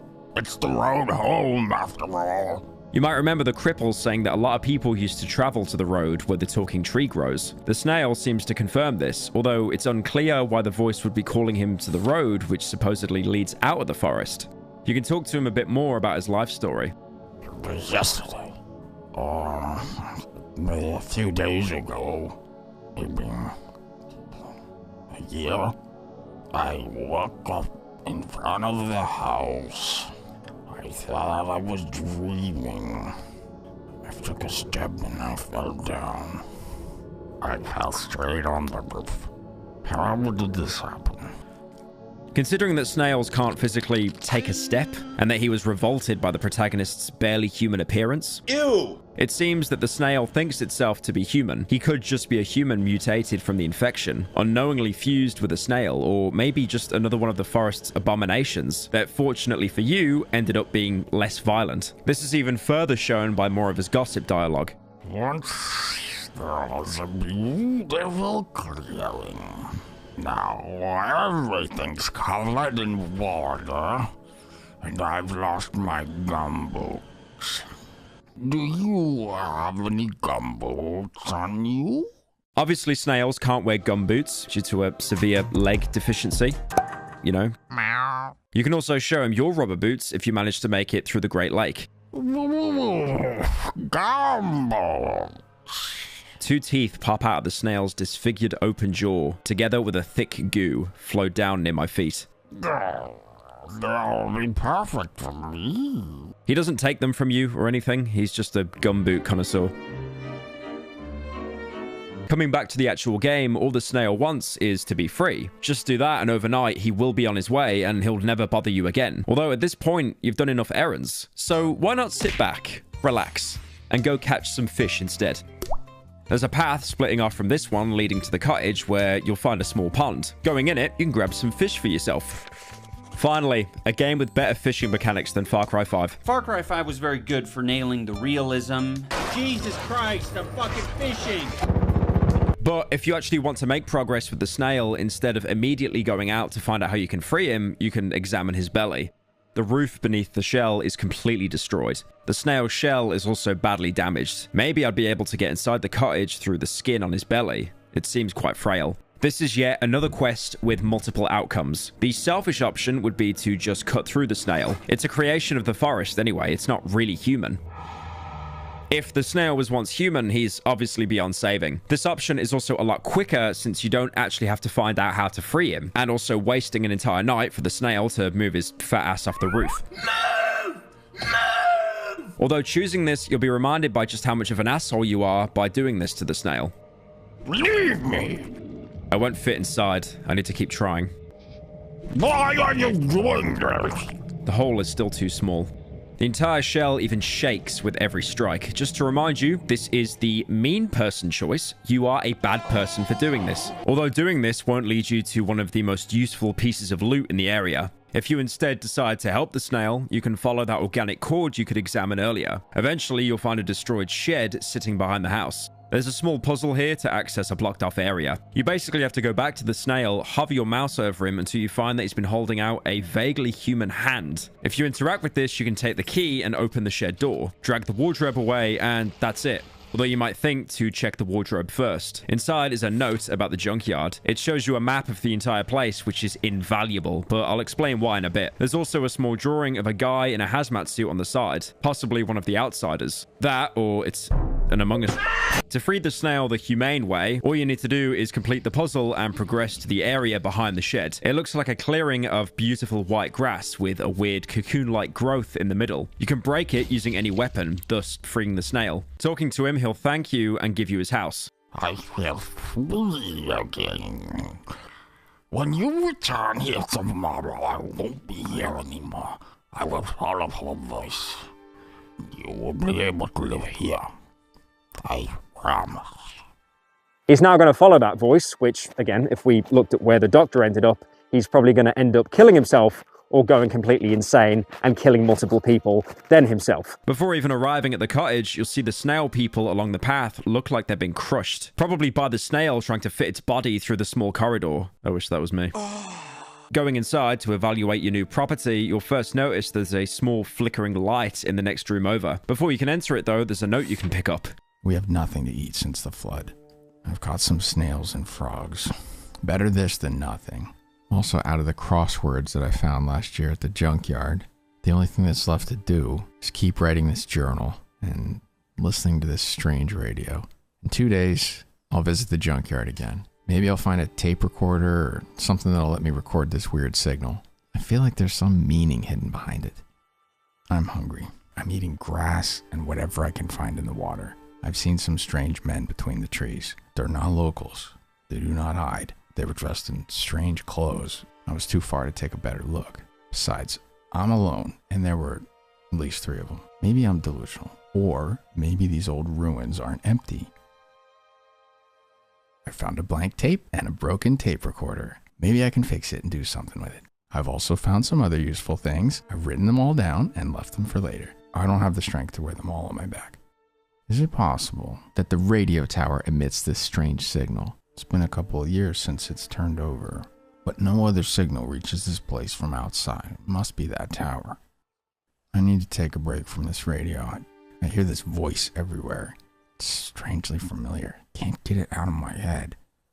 There's another mention of that radio tower here. Looks like whoever lived here before. It might have even been the snail himself before his mutation. Whoever it was also hearing the voice and seemed to think it was connected to the radio. Throughout the game, we've seen the radio be used by whatever's behind the plague, telling us to come to it and even showing up in the prologue as the man with the radio dial for eyes. There's a reference to that thing that keeps showing up in my YouTube Shorts tab, but I don't think I want to go there.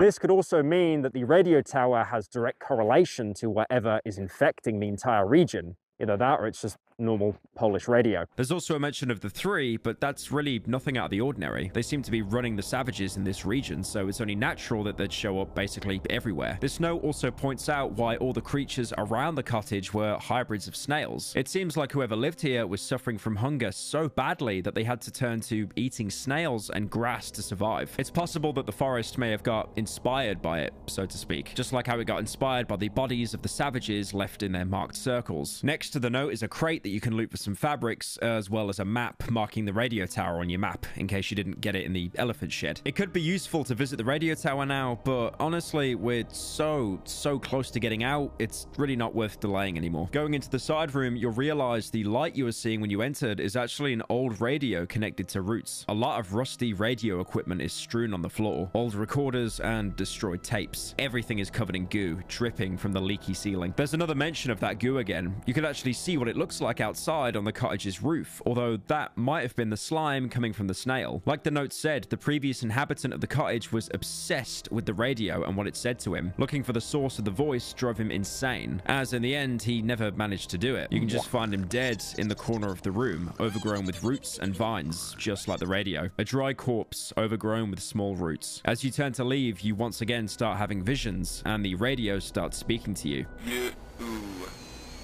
Are you her?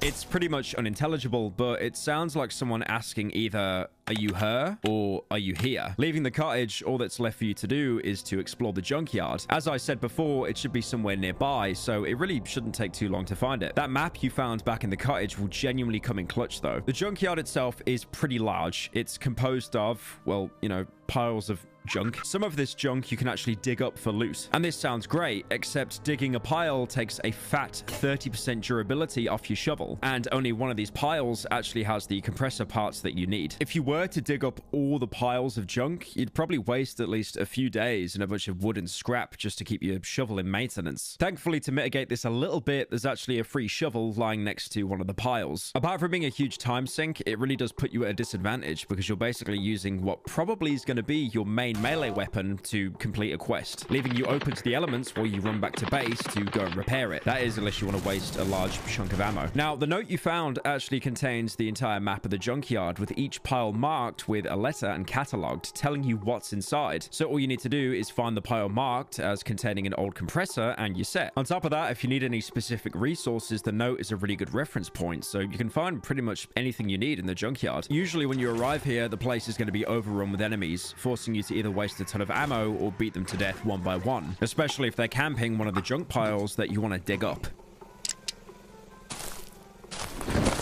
I say usually because depending on your previous choices, you can actually find an old character here. You might remember the elephant mother talking about a loud crash she heard coming from the junkyard a while back. Once you reach the middle, you'll finally realize what it was, and the music changes to a much sadder tone. It's a crashed rocket with a steaming corpse inside of it. This is Pietrek, or at least, you know, what's left of him. Unsurprisingly, his rocket never made it to space, instead crashing into the junkyard and scaring all the enemies away. This only happens if you agreed to help him with the project and didn't agree to the Wolfman's little trolling of rigging a pipe bomb in one of the components. If you did, you won't find the rocket or Pietrek's corpse anywhere, as both have been incinerated long before getting to the swamp. It's kind of impressive that this little rocket even made it off the ground, to be honest. So much so that it's something Fallout New Vegas would shamelessly steal 4 years prior. So what was the main inspiration behind Pietrek and his questline? There's this song called Piotrek by this band called Ścianka, which is a Polish band, as you might have guessed. The song is like this monologue of this kid who lives in a junkyard and he's building a rocket and he's like obsessed with space and stuff, and it's really trippy, and it's pretty much, we just took the song and placed it in the game. So yeah, that's it. Huge inspiration. Cool. Yeah, it's a really cool song. You can loot both the wreckage and Pietrek's corpse, although the corpse only has some wire on him. Wire. It could imply that he was trying to fix whatever was wrong with the rocket in his last moments, but just couldn't cut it. The wreckage, however, is a gold mine of useful loot. There's a welder, pliers, weapon parts, even a long barrel. There's also a big stack of scrap you can use to repair items or set up bear traps back at the hideout. Despite the junkyard being a gigantic location, that's about everything there is to find. But now, after all that, you finally have the compressor parts. With the compressor finally fixed, we can fill up some fresh oxygen tanks and use it to access areas in the game we never could before. So again, it's basically like Doom. You just get a keycard to get another keycard to get another keycard. But this really isn't the time to explore. You have one last thing you need to do to escape this horrible place.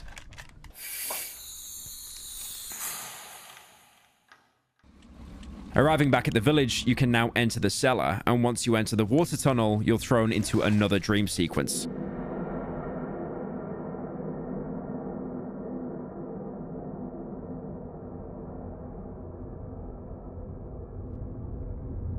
You'll wake up on the floor of the basement. It looks pretty well kept, all the containers are locked shut, and not even flooded too badly. You can even examine a giant barrel in the corner.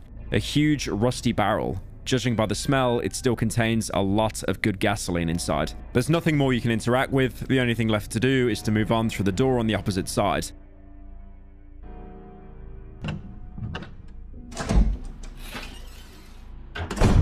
Except once you cross the corridor beyond it, you end up in a room that looks exactly the same. You can't go back either as the door locks itself behind you. You can only keep going deeper. As you do, the room will become more and more decrepit. Firstly, you'll see a cow carcass lying on the floor, possibly left there as part of the village's food stores. Suddenly, the light goes out, and the door in the next room starts being broken down by someone on the other side. Eventually, they'll talk to you. Open. But there's no one on the other side. You can keep moving through the next room, and once you enter, all the crates start opening by themselves. In other words, it's a crate jump scare.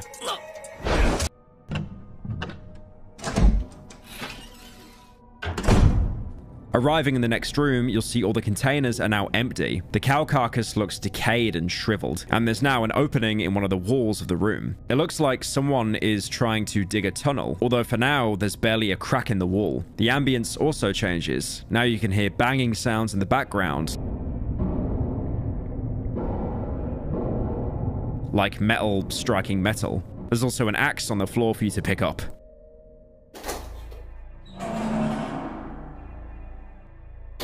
The next room shows more progress on the dig. Most of the floor is now covered in dirt, and the tunnel is somewhat longer, with a backpack holding a torch laying at its entrance, but it's still a dead end.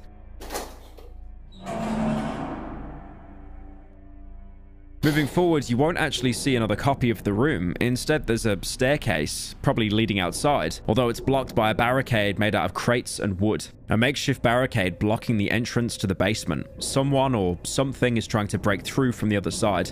Hitting it once with the axe will cause a villager to spawn behind you and shout at you. What the hell do you think you're doing? You'll kill us all! Get back to digging!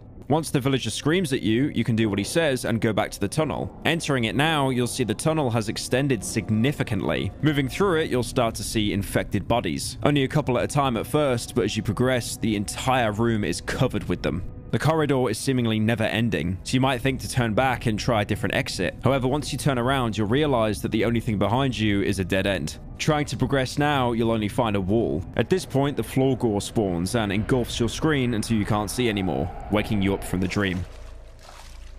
Alternatively, you could have just attacked the barricade again, causing him to scream, and then transform into a black chomper. Either killing it or dying ends the dream, with neither seemingly having any effect on the real world. Once you wake up, you're in the real basement. In contrast to the dream version, this one is completely flooded, with the neatly carved out corridors being replaced by winding tunnels overgrown with roots. There's a lot of dead ends as well as glares are sprinkled around, showing how hostile this area really is. Walking into the main room, you'll see a cow carcass is now completely decayed, leaving only a skeleton. All the crates are still open, but now they're covered in roots. You can search them, but despite their gigantic inventory, they're all completely empty. There's also a backpack on the ground with a single torch inside. You can exit the room just like in the dream and arrive at the barricaded staircase. Although you can't actually break this barricade unlike the dream, its layout suggests that this is actually the second staircase we could find back up top. You can also enter a small tunnel leading off from the corridor, but there's not much to find. A dead end, carved out by the roots. But there's also another tunnel, the one that the villagers locked in the basement tried to dig themselves to get out. This tunnel looks different. It was carved out by people, sloppily and hastily. It's a miracle it still hasn't collapsed yet. The further part of the tunnel is blocked by rubble. Looking through a crack, I can see giant, pulsating roots. Maybe I can find a way to destroy them. The corridor isn't wide enough to pass through, but you can see the beating heart of the talking tree in the next chamber. These are the tree's roots. Growing out the same tunnel we've seen the thieves dig that was later filled with corpses. It seems the talking tree consumed them while growing, which is probably why it grew faster than the rest of the forest. These corpses are also probably the ones we see inside the tree, talking and arguing with each other. You need to ignite the roots, but because the tunnel's blocked, you can't just throw a match in. It's not going to be as easy as that Fallout 3 quest. I need to sell you television. Looking around for something to help, you'll stumble upon the fuel barrel that was also present in the dream. Interacting with it now instead puts you into a dialogue box. The barrel's valve is rusty, but it seems to be working. Judging by the smell, there's gasoline inside. You're then given the option to open the valve. I grab the valve and try to turn it with all my strength. It suddenly breaks. Gasoline slowly leaks out of the barrel. It slowly flows down the tunnel. You can see a small stream of gasoline leading down the tunnel. After doing so, the protagonist will comment, "The whole tunnel is flooded with gasoline. I must be careful." There's only one thing left to do now. You can use the torch you found and ignite the gasoline trail.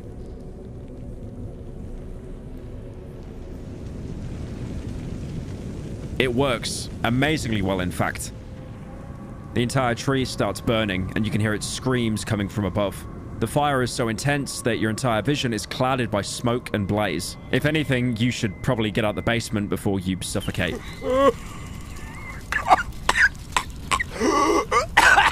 Coming out on the surface, you can see the overground part of the tree is completely alight, and the screams are even louder, almost drowning out the crackling of flames. Unfortunately, even though we've done all we can, we still can't go through yet. The huge tree will not yield to the flames so easily. It tries to smother the fire with its roots. It should all be over tomorrow. There's even a note made about it in the journal. I set the roots in the cellar on fire. The fire consumed the talking tree in its entirety. Even now, I can still hear it screaming. Seems like the cripple was right. The tree is enormous, and it will probably continue burning throughout the night. I'll return here tomorrow. Walking by the cripple, he'll call out to you. Come here now. Come. Although he doesn't have anything to say, but rather watch the tree burn in silence. The cripple's blind eyes stare hypnotized at the huge flame consuming the tree. It's as if the old man could see everything clearly now. The orange fire illuminates his pale, motionless face. So at this point, it's probably best to go back to your hideout, load up on everything you've got, and get ready to leave. Because unlike Chapter 1 to Chapter 2, this will probably definitely be your final journey. So you need to stock up for it and only take the essentials.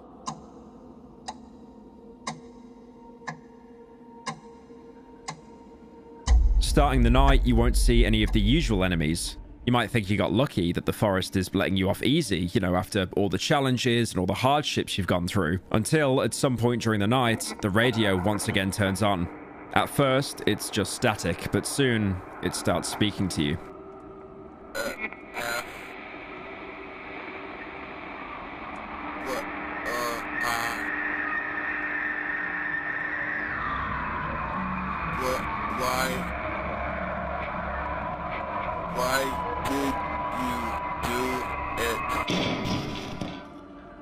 After the last line, it breaks down completely and sets itself on fire. The blaze slowly grows, consuming the floor around the radio and eventually the entire room. But it doesn't spread any further than that. Instead, one by one, you start getting assaulted by burning creatures, looking vaguely like people, but sometimes showing the split chomper maw instead of a head. They're basically just a standard zombie, and they're easy to deal with as basically any firearm or melee one-shots them.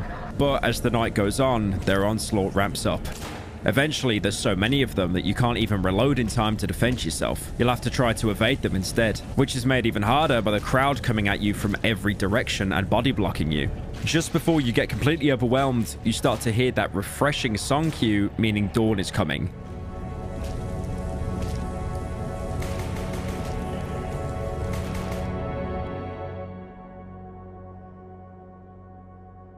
You survived, just barely, and now it's time to get out.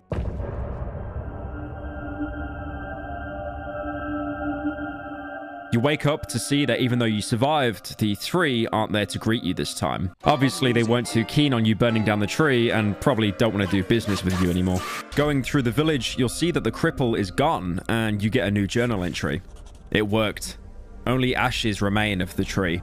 I feel I'm approaching the end of my journey. Is it possible?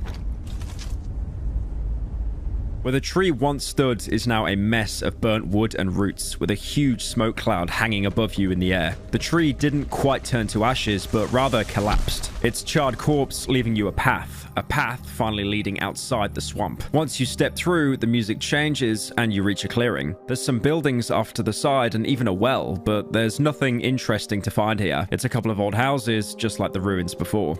There's a rock path in the middle of the clearing. Following it, you'll eventually find a huge asphalt road. A colorless goo seeps from the cracks of the asphalt. As expected, the forest has, unfortunately, consumed this road. There's roots sticking out of the asphalt, but hopefully the way is still open. Following the road, you'll see a backpack on the side, as well as a road sign. The backpack actually has some torches inside, but examining the sign, your protagonist will read the writing out. The crossed out sign reads Darkwood. Oh my god, they said the name of the game! They said the name of the game! But also on top of that, that means the entire region of the game is called Darkwood. Now, I gave the devs a pass for their naming conventions before.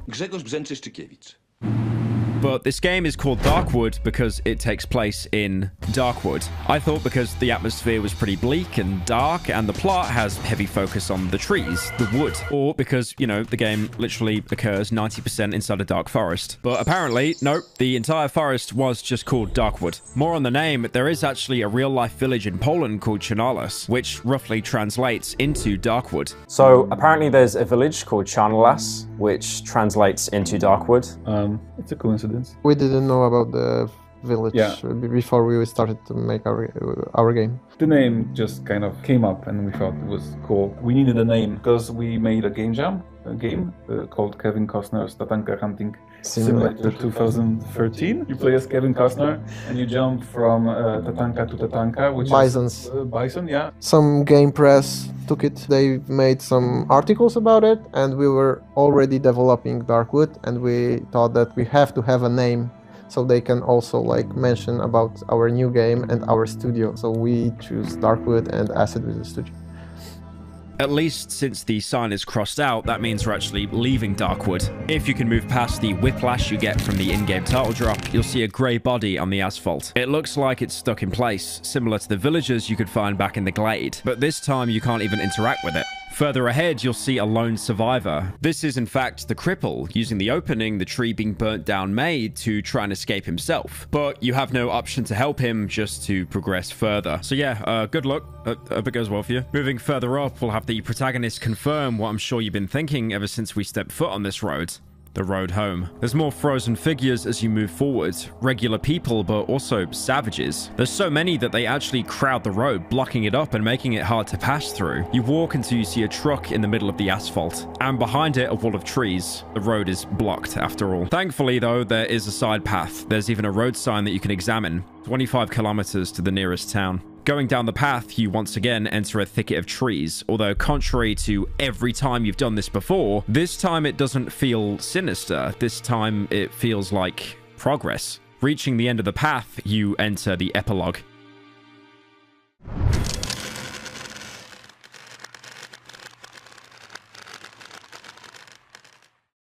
You're still in the forest, but something has changed. The dark, oppressive ambience, the thunderstorms, the violent creatures, they've all disappeared. And slowly, very, very slowly but surely, the forest is changing.